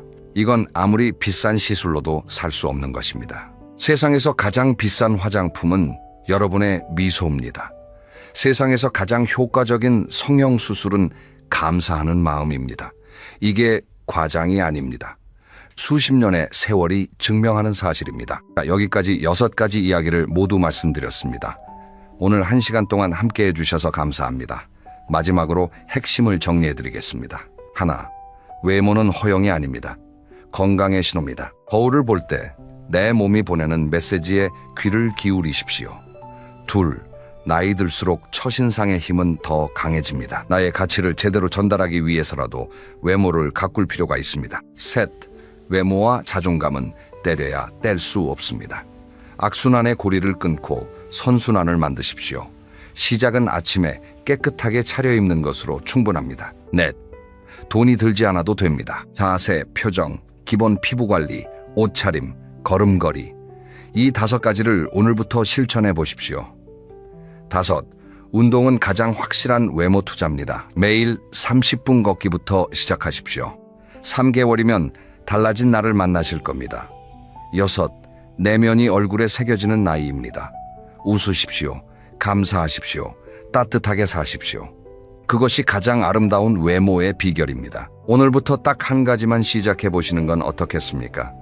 5가지 중에 하나, 아니면 매일 30분 걷기, 아니면 아침에 거울 보고 한번 웃기, 뭐든 좋습니다. 1가지만 시작하십시오. 그 1가지가 여러분의 내일을 바꿔줄 겁니다. 다음 영상에서는 나이 들수록 반드시 챙겨야 할 음식과 절대 먹으면 안 되는 음식에 대해 이야기해 보겠습니다. 먹는 것이 여러분의 얼굴과 몸을 어떻게 바꾸는지 아마 깜짝 놀라실 겁니다. 다음 영상도 꼭 함께 해주십시오. 여러분의 건강하고 아름다운 내일을 응원합니다. 감사합니다. 여러분, 잠깐 1가지 이야기를 들려드리겠습니다. 올해 63이 된 한 남성분이 계십니다. 평생 성실하게 일하셨고 자녀 둘을 대학까지 보내셨고 작은 아파트 한 채 가지고 계셨습니다. 누가 봐도 평범하지만 괜찮은 인생이었습니다. 그런데 어느 날 갑자기 가슴이 아프더랍니다. 병원에 갔더니 심장 혈관 3군데가 막혀 있다는 겁니다. 바로 수술해야 한다고요. 수술은 잘 됐습니다. 다행이죠. 그런데 퇴원할 때 받아든 청구서, 거기 적힌 숫자를 보고 이분은 수술보다 더 큰 충격을 받으셨다고 합니다. 본인 부담금만 1,200만 원, 거기다 회복기간 동안 일을 못하니까 생활비는 생활비대로 나가고 약값은 약값대로 쌓이고, 이분이 그러셨답니다. 수술대 위에서보다 계산대 앞에서 더 무서웠다고요. 여러분, 이게 남의 이야기일까요? 저는 오늘 여러분과 좀 불편한 이야기를 하려고 합니다. 듣기 싫으실 수도 있어요. 하지만 지금 이 이야기를 피하면 나중에 훨씬 더 힘든 현실을 마주하게 됩니다. 나이가 들면 돈이 왜 많아야 하는지, 그냥 막연하게 노후 준비하세요가 아니라 구체적으로 어떤 상황에서 돈이 없으면 어떻게 무너지는지 오늘 낱낱이 말씀드리겠습니다. 이 영상을 끝까지 보시면 아마 오늘부터 뭔가 달라지실 겁니다. 1시간 정도 되는 긴 영상이지만 제가 장담합니다. 여러분의 남은 인생에서 가장 중요한 1시간이 될 수 있습니다. 자, 그럼 시작하겠습니다. 첫 번째 이야기입니다. 늙으면 몸이 곧 돈이라는 것, 의료비의 현실부터 말씀드리겠습니다. 젊을 때는 잘 모릅니다. 감기 걸리면 동네 병원 가서 5,000원 내고 약 타오면 끝이니까요. 병원비라는 게 부담이 될 거라고는 상상도 못합니다. 그런데 나이가 들면 상황이 완전히 달라집니다. 50살이 넘어가면 몸이 보내는 신호가 달라져요. 여기가 쑤시고 저기가 결리고 어느 날 갑자기 숫자 하나가 확 올라갑니다. 혈압이든 혈당이든 콜레스테롤이든 그때부터 병원은 선택이 아니라 필수가 됩니다. 자, 그럼 실제로 나이 들어서 아프면 돈이 얼마나 드는지 한번 구체적으로 살펴볼까요? 먼저 가장 많은 분들이 두려워하시는 암 이야기입니다. 우리나라 사람이 기대 수명까지 살 경우 암에 걸릴 확률이 37% 정도 됩니다. 3명 중 1명 이상이 암에 걸린다는 뜻이에요. 그런데 암에 걸리면 치료비가 어떻게 될까요? 물론 건강보험이 있으니까 전액을 내는 건 아닙니다. 하지만 건강보험이 적용되지 않는 항목들이 꽤 많습니다. 항암 치료를 받을 때 쓰는 비급여, 약제, 최신 치료법, 상급 병실료, 간병비 이런 것들이 쌓이면 본인 부담금만 수천만 원이 훌쩍 넘어갑니다. 실제로 암 환자 한 분의 평균 치료 기간이 보통 1년에서 2년 정도 되는데 그 기간 동안 빠져나가는 돈이 적게는 2천만 원, 많게는 5천만 원 이상이 됩니다. 여러분, 이 숫자가 감이 오시나요? 2천만 원이요. 은퇴 후에 매달 100만 원씩 아껴 쓴다고 해도 2천만 원이면 20개월치 생활비입니다. 암 한 번 걸렸다고 거의 2년치 생활비가 통째로 날아가는 겁니다. 그것도 치료비만 그렇습니다. 치료받는 동안 밥은 먹어야 하고 집 관리비는 나가야 하고 왔다 갔다 교통비도 들고 이런 부대 비용까지 합치면 실제로 필요한 돈은 훨씬 더 많아집니다. 그런데 암만 있는 게 아닙니다. 나이가 들면 관절도 문제가 됩니다. 무릎 인공관절 수술 아시죠? 주변에서 한두 분은 꼭 하셨을 겁니다. 이 수술 한쪽 무릎만 해도 본인 부담이 300만 원에서 500만 원 정도 나옵니다. 양쪽 다 하면 2배죠. 거기다 수술 후 재활치료를 3개월에서 6개월은 받아야 하는데 재활치료비도 만만치 않습니다. 그리고 중장년층이 가장 무서워하시는 질병이 하나 더 있습니다. 바로 치매입니다. 치매는 다른 병과 좀 다릅니다. 암은 치료가 되면 끝이 날 수도 있지만 치매는 한 번 시작되면 점점 나빠지기만 합니다. 그리고 치매 환자를 돌보는 데 드는 비용, 이게 정말 어마어마합니다. 경증일 때는 그나마 가족이 돌볼 수 있지만 중증으로 가면 24시간 누군가가 옆에 있어야 합니다. 전문 간병인을 고용하면 한 달에 200만 원에서 300만 원은 기본입니다. 1년이면 최소 2,400만 원이에요. 그런데 치매는 평균적으로 8년에서 10년 이상 지속됩니다. 단순하게 계산해도 2억 원 이상이 필요할 수 있다는 뜻입니다. 자, 여기서 한 가지 많은 분들이 오해하시는 게 있습니다. 나는 건강보험 있으니까 괜찮아 라고 생각하시는 거예요. 물론 우리나라 건강보험 제도는 세계적으로도 정말 좋은 편입니다. 그건 맞습니다. 하지만 건강보험이 모든 걸 다 해결해 주지는 않습니다. 건강보험에는 급여 항목과 비급여 항목이 있는데 비급여 항목은 본인이 100% 부담해야 합니다. 예를 들어 MRI 한 번 찍는데 비급여로 20만 원에서 50만 원 정도 나옵니다. 상급 병실, 그러니까 1인실이나 2인실 쓰면 하루에 10만 원에서 20만 원은 더 나가고요. 입원하면 간병인 비용도 따로입니다. 하루에 10만 원에서 12만 원 정도 되는데 이것도 건강보험이 안 됩니다. 보름만 입원해도 간병비만 150만 원에서 180만 원이 나가는 겁니다. 그래서 이런 말이 있습니다. 병원에서 아픈 건 몸이고 병원비 낼 때 아픈 건 마음이다. 정말 그렇습니다. 아프면 몸도 힘들지만 돈 걱정까지 겹치면 회복이 더 느려집니다. 스트레스가 면역력을 떨어뜨리거든요.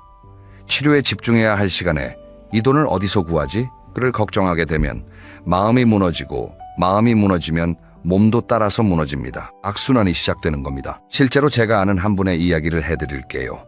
이분은 67살 남성분인데 당뇨를 15년 넘게 앓고 계셨습니다. 관리를 나름 하셨는데 합병증이 왔습니다. 눈이 안 보이기 시작하신 거예요. 당뇨 망막병증이라는 건데 치료를 안 하면 실명할 수 있습니다. 치료를 받아야 하는데 한쪽 눈 시술비가 비급여 포함 약 150만 원이라고 하더랍니다. 양쪽이면 300만 원. 그런데 한 번으로 끝나는 게 아니라 정기적으로 계속 맞아야 하는 주사가 있어요. 한 번에 30만 원에서 50만 원씩, 한 달에 한 번, 혹은 두 달에 한 번, 1년이면 200만 원에서 500만 원이 눈 하나에 들어갑니다. 이분이 그러셨어요. 눈이 안 보이는 것도 무섭지만 치료비 낼 돈이 없는 게 더 무섭다고요. 여러분, 건강할 때는 건강의 소중함을 모르듯이 돈이 있을 때는 돈의 소중함을 모릅니다. 특히 의료비라는 건 내가 원해서 쓰는 돈이 아닙니다. 맛있는 거 먹으려고 쓰는 돈도 아니고 여행 가려고 쓰는 돈도 아닙니다. 살기 위해서, 아프지 않기 위해서 어쩔 수 없이 내야 하는 돈입니다. 그래서 이 돈이 없으면 선택지가 사라집니다. 좋은 치료를 못 받고 아픈 채로 버텨야 하고 결국 삶의 질이 바닥까지 떨어집니다. 건강이 최고다라는 말 맞습니다. 하지만 저는 여기에 한마디를 덧붙이고 싶습니다. 건강을 지키려면 돈이 있어야 한다. 이 냉정한 현실을 꼭 기억하셔야 합니다. 이게 첫 번째 이야기였습니다. 그런데 이건 시작에 불과합니다. 두 번째 이야기는 더 가슴이 아픕니다. 돈이 없을 때 가족 사이에 무슨 일이 벌어지는지 지금부터 말씀드리겠습니다. 두 번째 이야기입니다. 자식에게 손 벌리는 순간 관계가 달라진다는 이야기를 해보겠습니다. 세상에서 가장 강한 유대감이 뭘까요? 부모와 자식 사이의 정이라고 많은 분들이 말씀하십니다. 맞습니다. 부모가 자식을 위해 못할 일이 없고 자식도 부모를 사랑합니다. 그런데요, 이 아름다운 관계가 돈 앞에서 흔들리는 경우가 생각보다 정말 많습니다. 아니, 사랑이 없어서가 아닙니다. 오히려 사랑이 있기 때문에 더 복잡해집니다. 한 가지 장면을 상상해 보겠습니다. 65살 아버지가 계십니다. 평생 열심히 사시고 자식들 뒷바라지 다 하셨습니다. 은퇴하셨는데 연금이 넉넉하지 않습니다. 국민연금 한 달에 70만 원 정도 나옵니다. 이게 수입의 전부예요. 관리비에 보험료에 약값에 아무리 아껴도 모자랍니다. 결국 큰아들에게 전화를 합니다. 아들아, 미안한데 이번 달 좀 도와줄 수 있겠니? 처음에 아들은 흔쾌히 보내드립니다. 아버지, 그 정도는 당연하죠. 따뜻하죠. 아직까지는 괜찮습니다. 그런데 다음 달에도 그 다음 달에도 전화가 옵니다. 한 달에 50만 원, 가끔은 100만 원. 아들도 여유 있는 형편은 아닙니다. 아이 둘 학원비에, 아파트 대출 이자에, 자기 노후도 걱정해야 하는 나이거든요. 처음에 흔쾌했던 마음이 슬슬 부담스러워집니다. 하지만 차마 힘들다고 말을 못합니다. 부모님이시니까. 그 와중에 아들의 배우자, 그러니까 며느리는 어떻겠습니까? 시아버지 용돈을 매달 보내드리는 건 좋은데 우리 집 살림은 누가 걱정하나요? 이 한마디가 부부싸움의 불씨가 됩니다. 아들은 가운데 끼어서 양쪽 다 눈치를 봅니다. 아버지한테는 네, 보내드릴게요 하면서 집에 와서는 한숨을 쉽니다. 이 상황이 반복되면 어떻게 될까요? 전화벨이 울릴 때마다 무거워집니다. 또 돈 이야기겠지 하는 생각이 먼저 드는 겁니다. 사랑이 줄어서가 아닙니다. 현실의 무게가 사랑 위에 쌓이는 겁니다. 그리고 아버지 쪽도 편하지 않습니다. 전화기를 들 때마다 가슴이 무겁습니다. 자식에게 돈을 달라고 하는 그 순간 자존심이 바닥에 떨어지는 느낌이 든다고 하세요. 평생 가족을 먹여 살리던 사람이 이제는 자식에게 손을 벌려야 하는 처지가 된 겁니다. 어떤 분은 이렇게 표현하시더라고요. 차라리 아픈 게 낫지. 자식한테 돈 달라는 말이 제일 아프다고요. 여러분, 이건 드라마 이야기가 아닙니다. 지금 대한민국 곳곳에서 일어나고 있는 일입니다. 통계를 하나 말씀드리겠습니다. 우리나라 65세 이상 노인 중에서 자녀에게 경제적 도움을 받고 있는 비율이 약 25% 정도 됩니다. 4명 중 1명꼴이에요. 그런데 이 중에서 도움을 받는 게 편하다고 응답한 분은 거의 없습니다. 대부분 미안하다, 부담스럽다, 눈치가 보인다고 답하십니다. 돈을 받으면서도 행복하지 않은 겁니다. 주는 쪽도 힘들고 받는 쪽도 힘듭니다. 이게 바로 돈이 없을 때 가족 사이에 벌어지는 비극입니다. 자, 여기서 더 깊이 들어가 보겠습니다. 자녀에게 경제적으로 의존하게 되면 단순히 돈 문제만 생기는 게 아닙니다. 관계의 역학, 그러니까 힘의 균형이 바뀝니다. 생각해 보세요.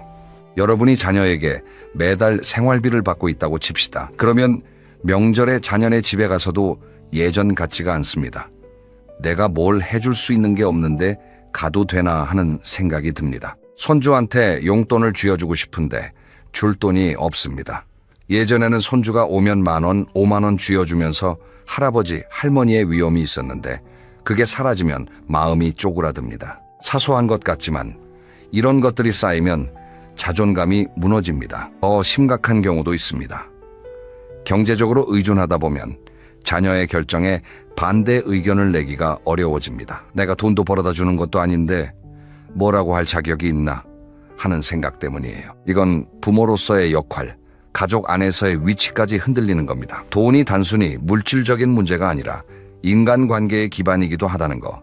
이걸 많은 분들이 간과하십니다. 반대로 부모가 경제적으로 독립되어 있으면 어떻게 될까요?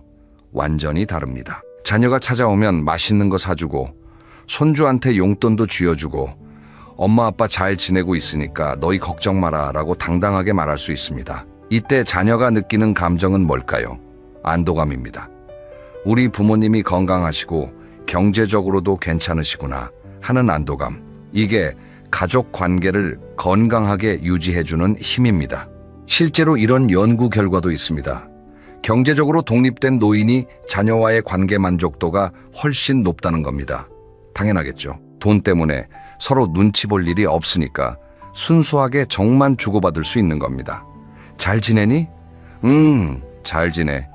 너희도 잘 지내지? 이런 대화가 가능한 사이, 이게 진짜 행복한 가족입니다. 그런데 이게 돈이 뒷받침될 때만 가능하다는 게 씁쓸한 현실입니다. 한 가지 더 말씀드리고 싶은 게 있습니다.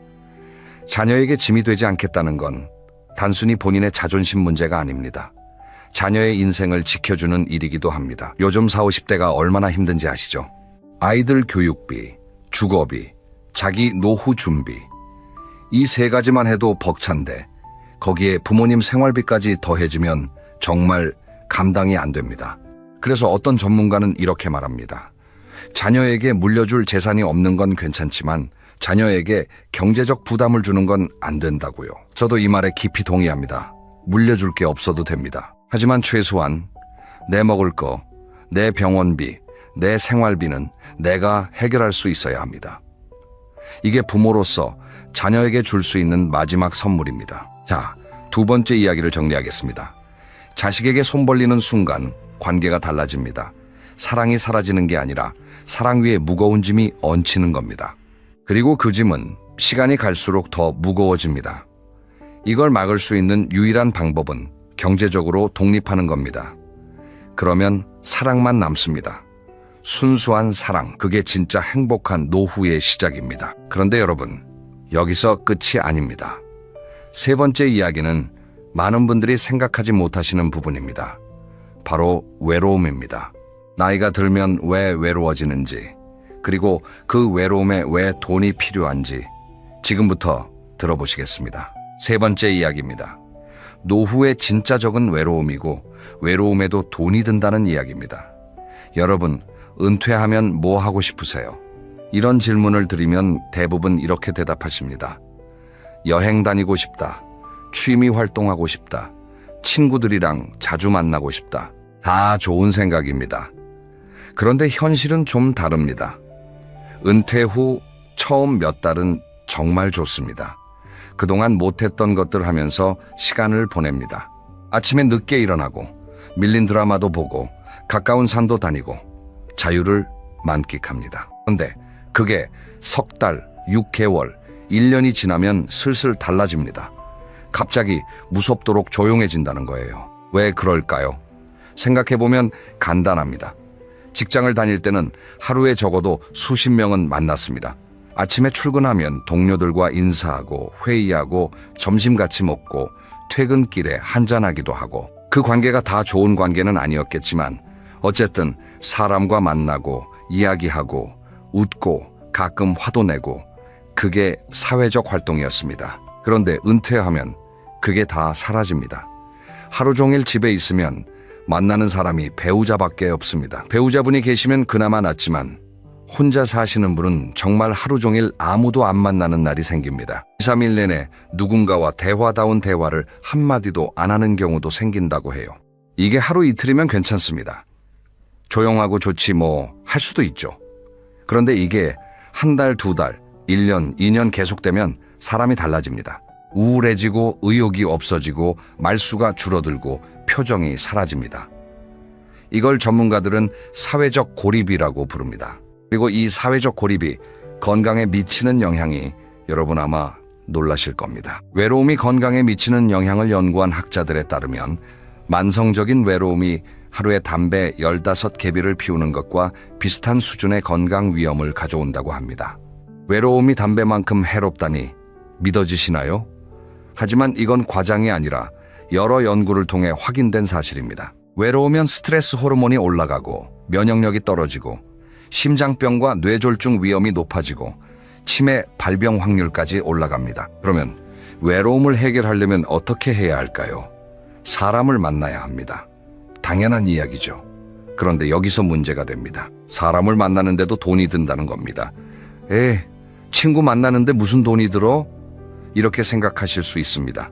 하지만 한번 생각해 보세요. 친구를 만나면 보통 뭘 하시나요? 밥을 같이 먹죠. 커피를 마시죠. 가끔은 등산 후에 막걸리 한잔 하죠. 이게 다 돈입니다. 물론 한 번의 큰 돈은 아닙니다.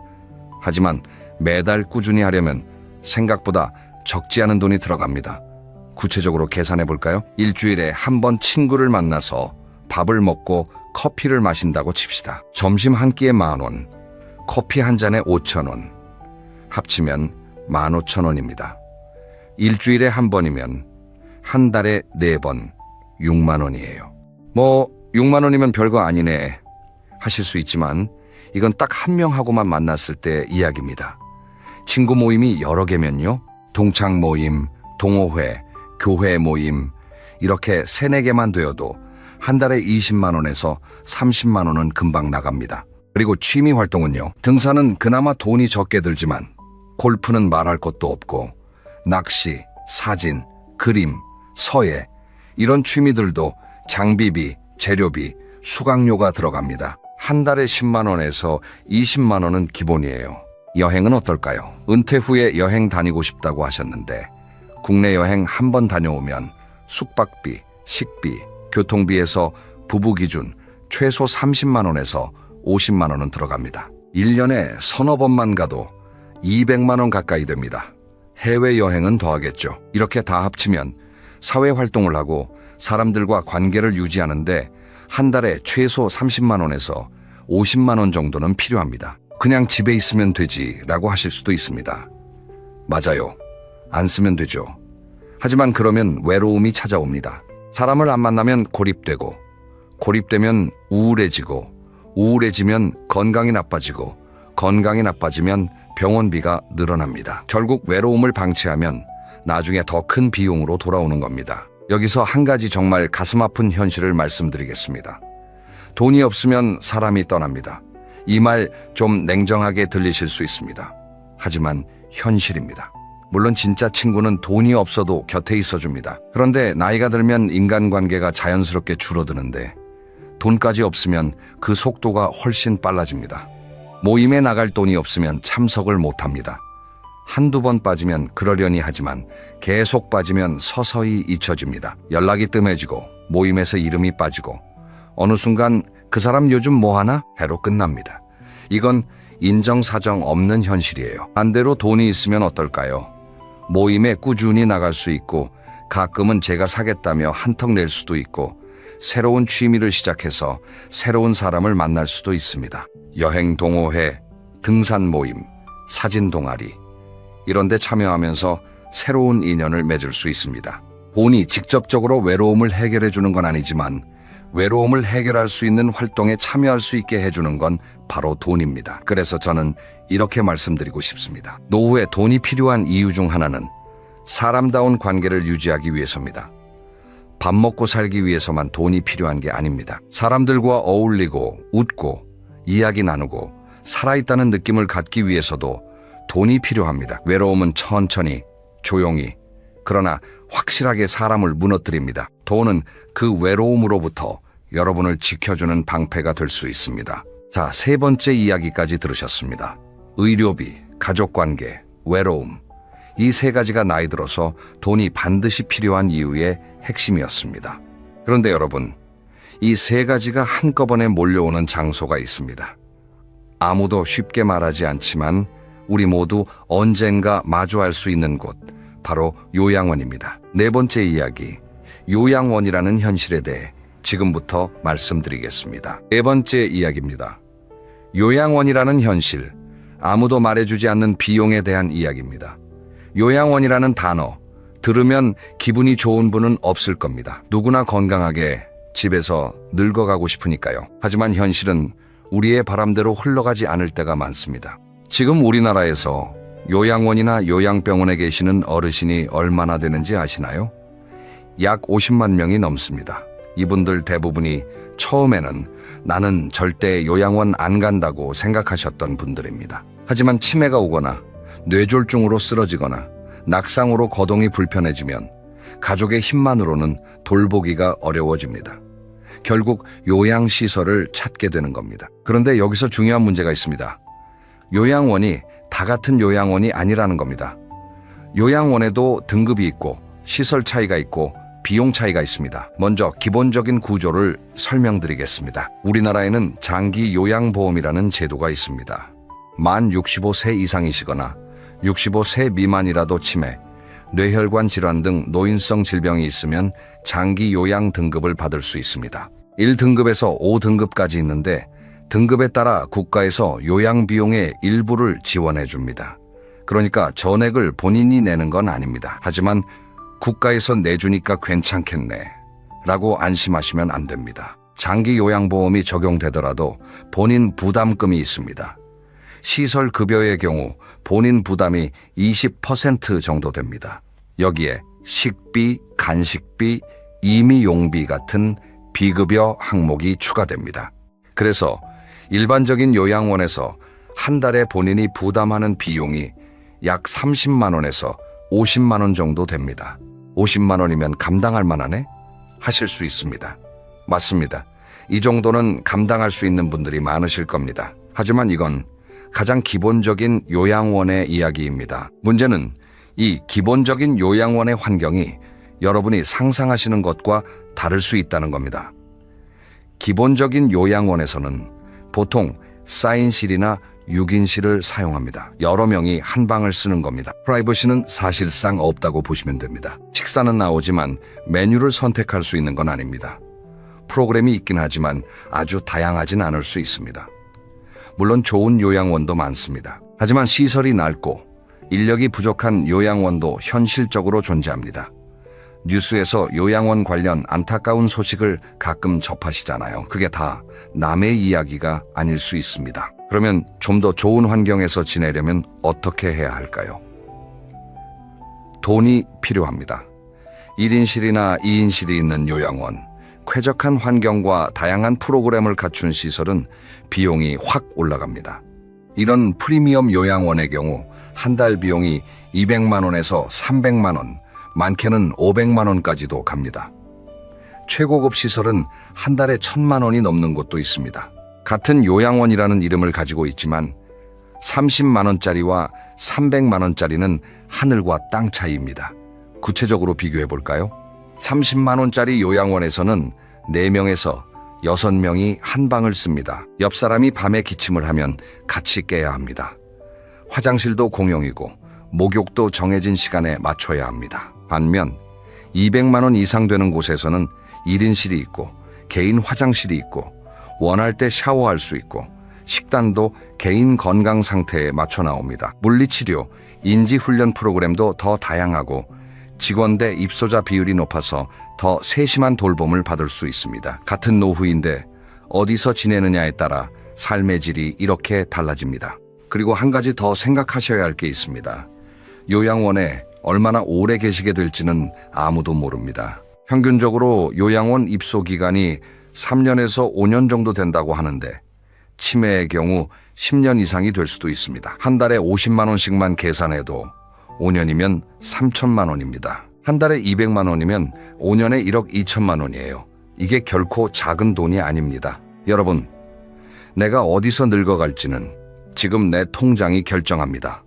이 말 과장이 아닙니다. 같은 나이에 같은 병을 가지고 있어도 통장 잔고에 따라 전혀 다른 노후를 보내게 됩니다. 하나는 쾌적한 1인실에서 맞춤 돌봄을 받으며 존엄하게 지내고, 하나는 여러 명이 부대끼는 방에서 최소한의 돌봄만 받으며 하루하루를 보냅니다. 이 차이를 만드는 건 건강도 아니고 운도 아닙니다. 준비입니다.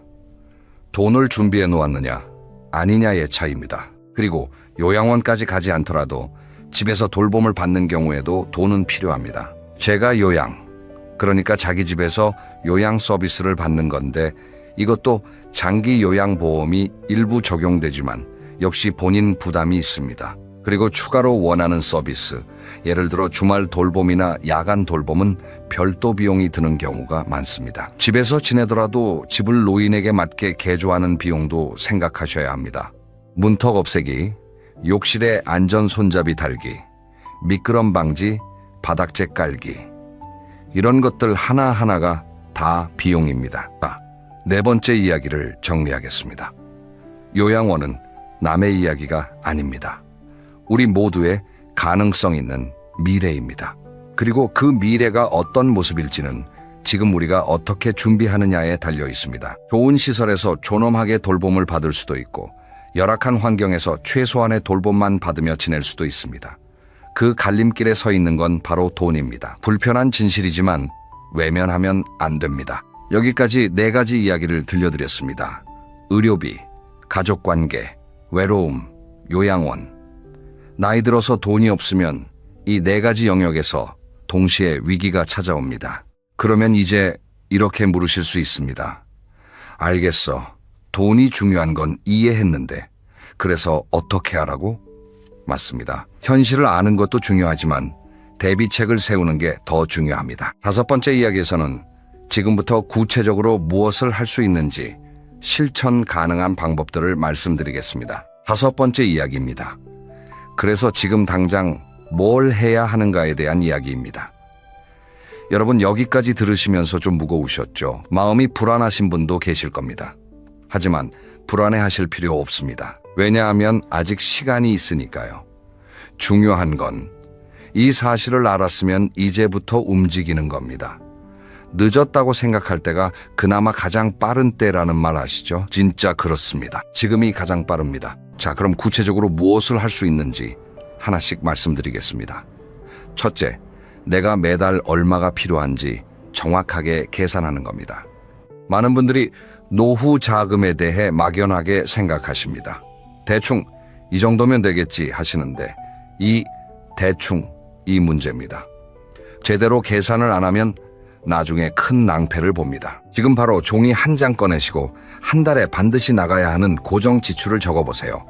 관리비, 통신비, 보험료, 교통비, 식비, 의료비, 경조사비, 이것만 적어도 아마 최소 100만 원에서 150만 원은 될 겁니다. 거기에 문화활동비, 용돈, 예비비 합치면 부부 기준으로 한 달에 최소 200만 원에서 250만 원은 필요합니다. 여유 있게 생활하시려면 300만 원 이상이 필요하고요. 이 숫자를 정확히 알고 나면 내가 지금 가진 것과 비교할 수 있습니다. 국민연금이 매달 얼마 나오는지, 개인연금이나 퇴직연금은 있는지, 저축이나 자산은 얼마나 있는지, 이걸 다 합쳐서 매달 필요한 금액과 비교해 보세요.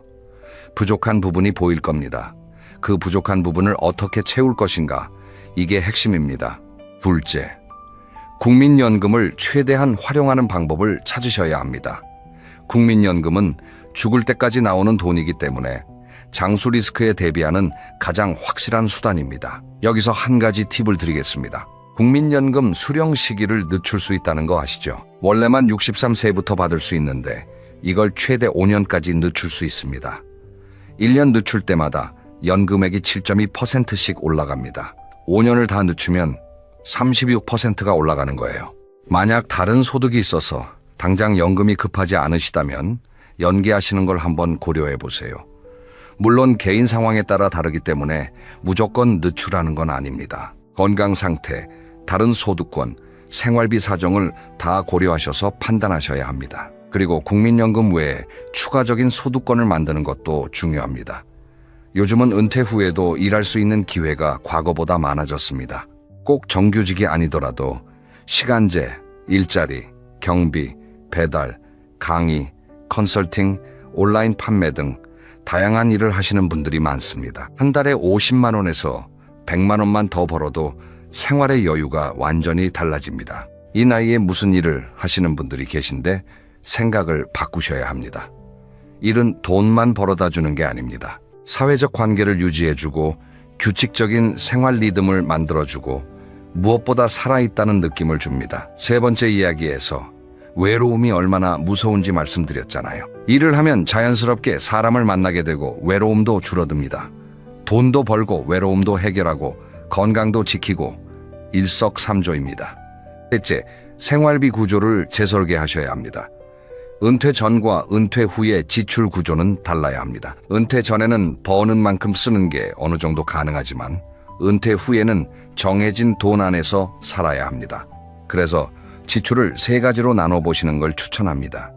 필수 지출, 선택 지출, 비상 지출. 필수 지출은 식비, 주거비, 의료비, 보험료처럼 반드시 내야 하는 것들입니다. 선택 지출은 여행, 외식, 취미 활동 같은 것들이에요. 비상 지출은 갑자기 병원에 입원하거나 집 수리를 해야 하거나 예상치 못한 상황에 대비하는 돈입니다. 이 세 가지를 명확하게 나눠 놓으면 돈 관리가 훨씬 쉬워집니다. 특히 비상 지출 부분은 꼭 따로 빼놓으셔야 합니다. 아까 첫 번째 이야기에서 말씀드렸잖아요. 갑자기 아플 수 있습니다. 그때 쓸 수 있는 비상금이 없으면 정말 막막해집니다.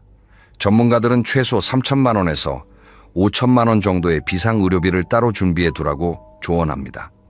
큰 돈이죠. 하지만 이걸 한꺼번에 모으라는 게 아니라 지금부터 조금씩 모아가라는 겁니다. 넷째, 보험을 점검하셔야 합니다. 많은 분들이 보험에 가입은 해놓으셨는데 정확히 어떤 보장을 받을 수 있는지 잘 모르시는 경우가 많습니다. 지금 가입된 보험 증권을 다 꺼내서 한번 확인해 보세요. 암 보장이 있는지, 수술비 보장이 있는지, 입원비 보장이 있는지, 실손보험이 아직 유효한지. 특히 실손보험은 나이 들어서 가장 많이 쓰게 되는 보험 중 하나인데 보험료가 올라서 해지하시는 분들이 많습니다. 하지만 이건 가능하면 유지하시는 게 좋습니다. 왜냐하면 실손보험은 한번 해지하면 나이가 들어서 다시 가입하기가 매우 어렵거든요. 보험료가 부담되시면 보장 내용을 조정해서 보험료를 낮추는 방법을 보험사에 문의해 보세요. 다섯째, 그리고 이건 정말 강조하고 싶은 건데요. 건강관리가 곧 재테크입니다. 아까 의료비 이야기를 길게 했습니다. 암, 치매, 관절, 당뇨, 합병증 이런 것들의 공통점이 뭔지 아시나요? 상당 부분 생활 습관과 연관되어 있다는 겁니다. 물론 유전적 요인도 있지만 규칙적인 운동, 건강한 식단, 충분한 수면, 정기 검진 이 네 가지만 잘 지켜도 질병 발생 위험을 크게 줄일 수 있습니다. 운동은 거창하게 하실 필요 없습니다. 매일 30분에서 1시간 걷기만 해도 됩니다. 걷기가 간단해 보이지만 심장 건강, 혈당 조절, 관절 유지, 정신 건강까지 다 도움이 됩니다. 만병통치약이 있다면 그건 걷기라고 해도 과언이 아닙니다. 식사는 짜고 기름진 음식을 줄이고 채소와 단백질 위주로 드시는 게 좋습니다. 특히 단백질은 나이 들수록 중요합니다. 근육이 줄어드는 걸 막아야 낙상을 예방할 수 있고 낙상을 예방해야 요양원에 갈 확률을 줄일 수 있습니다. 모든 것이 연결되어 있어요. 그리고 정기검진, 이건 꼭 하셔야 합니다. 국가건강검진이 2년에 한 번 있잖아요. 꼭 받으세요. 그리고 국가검진만으로 부족하다 싶으면 추가로 암검진이나 심장검사, 뇌검사 등을 받으시는 것도 좋습니다. 물론 비용이 들지만 병을 일찍 발견하면 치료비가 훨씬 적게 듭니다. 초기에 발견하면 300만 원으로 해결될 것이 늦게 발견하면 3천만 원이 들 수 있습니다. 검진비 20-30만 원이 아깝다고 생각하시면 안 됩니다. 이건 투자입니다. 미래에 수천만 원을 아끼는 투자요. 여러분, 이 5가지를 정리해 보겠습니다. 첫째, 매달 필요한 금액을 정확하게 파악한다. 둘째, 국민연금을 최대한 활용하고 추가 소득권을 만든다. 셋째, 생활비 구조를 재설계하고 비상금을 마련한다. 넷째, 보험을 점검한다. 다섯째, 건강관리로 의료비를 줄인다. 이 중에서 어느 하나만 잘해도 노후가 달라지고 5가지를 다 실천하시면 노후가 완전히 달라집니다. 자, 이제 오늘 이야기를 마무리하겠습니다. 오늘 1시간 동안 꽤 긴 이야기를 했습니다. 첫 번째, 나이가 들면 의료비가 상상 이상으로 많이 든다는 것. 건강보험만으로는 부족하고 비급여 항목과 간병비까지 합치면 수천만 원이 필요할 수 있다는 걸 알았습니다. 두 번째, 자녀에게 경제적으로 의존하면 가족 관계가 달라진다는 것. 사랑이 사라지는 건 아니지만 사랑 위에 무거운 짐이 올라간다는 걸 알았습니다.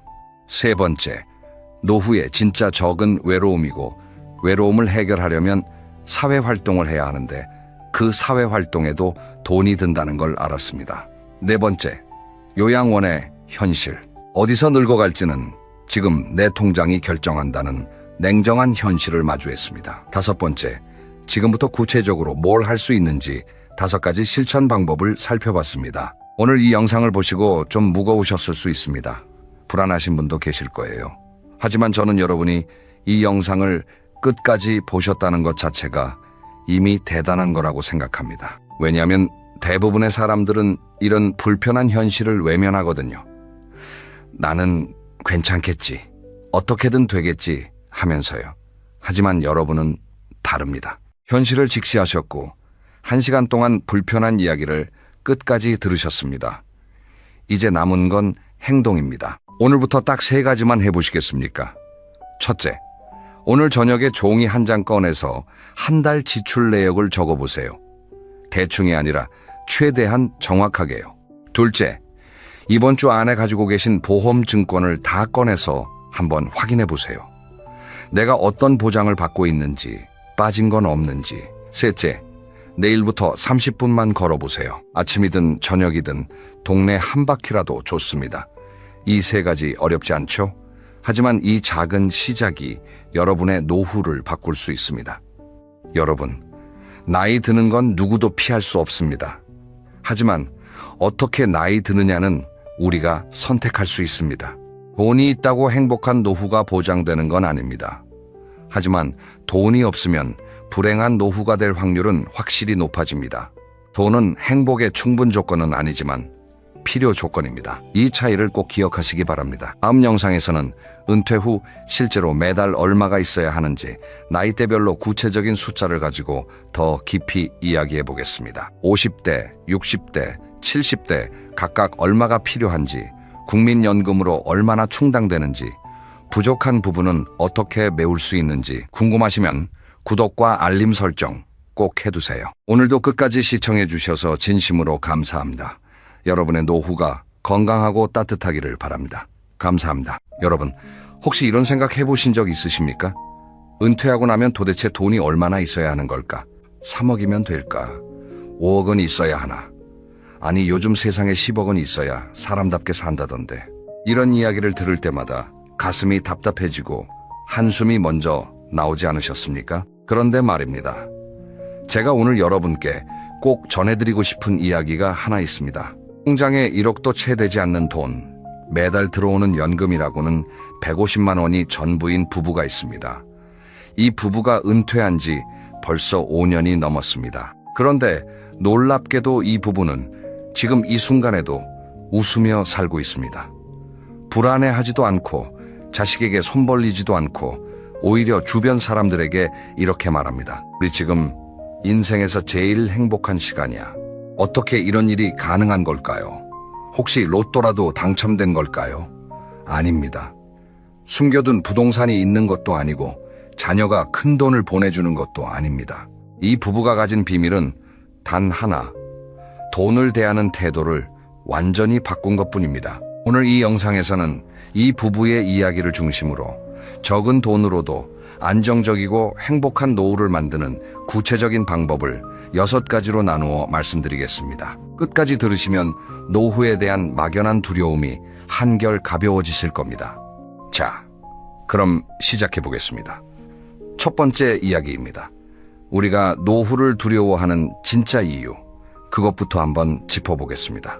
요즘 텔레비전을 틀면, 유튜브를 열면, 신문을 펼치면 하나같이 이런 이야기를 합니다. 노후에 최소 3억은 있어야 한다. 부부 기준으로 월 250만 원은 써야 기본 생활이 된다. 30년을 산다고 치면 최소 9억 원이 필요하다. 이런 숫자들을 접하면 어떤 기분이 드십니까? 솔직히 말씀드리면 무섭습니다. 나는 그만큼 없는데 어떡하지? 그런데 여러분, 잠깐 멈추고 한번 생각해 보십시오. 이 숫자들이 정말 여러분의 현실을 반영하고 있는 걸까요? 예를 들어보겠습니다. 월 250만 원이 필요하다는 통계. 이 안에는 어떤 항목이 들어가 있을까요? 자동차 유지비, 자녀 교육비, 직장인으로서의 경조사비, 외식비, 의류비, 이런 것들이 모두 포함되어 있습니다. 그런데 가만히 생각해 보십시오.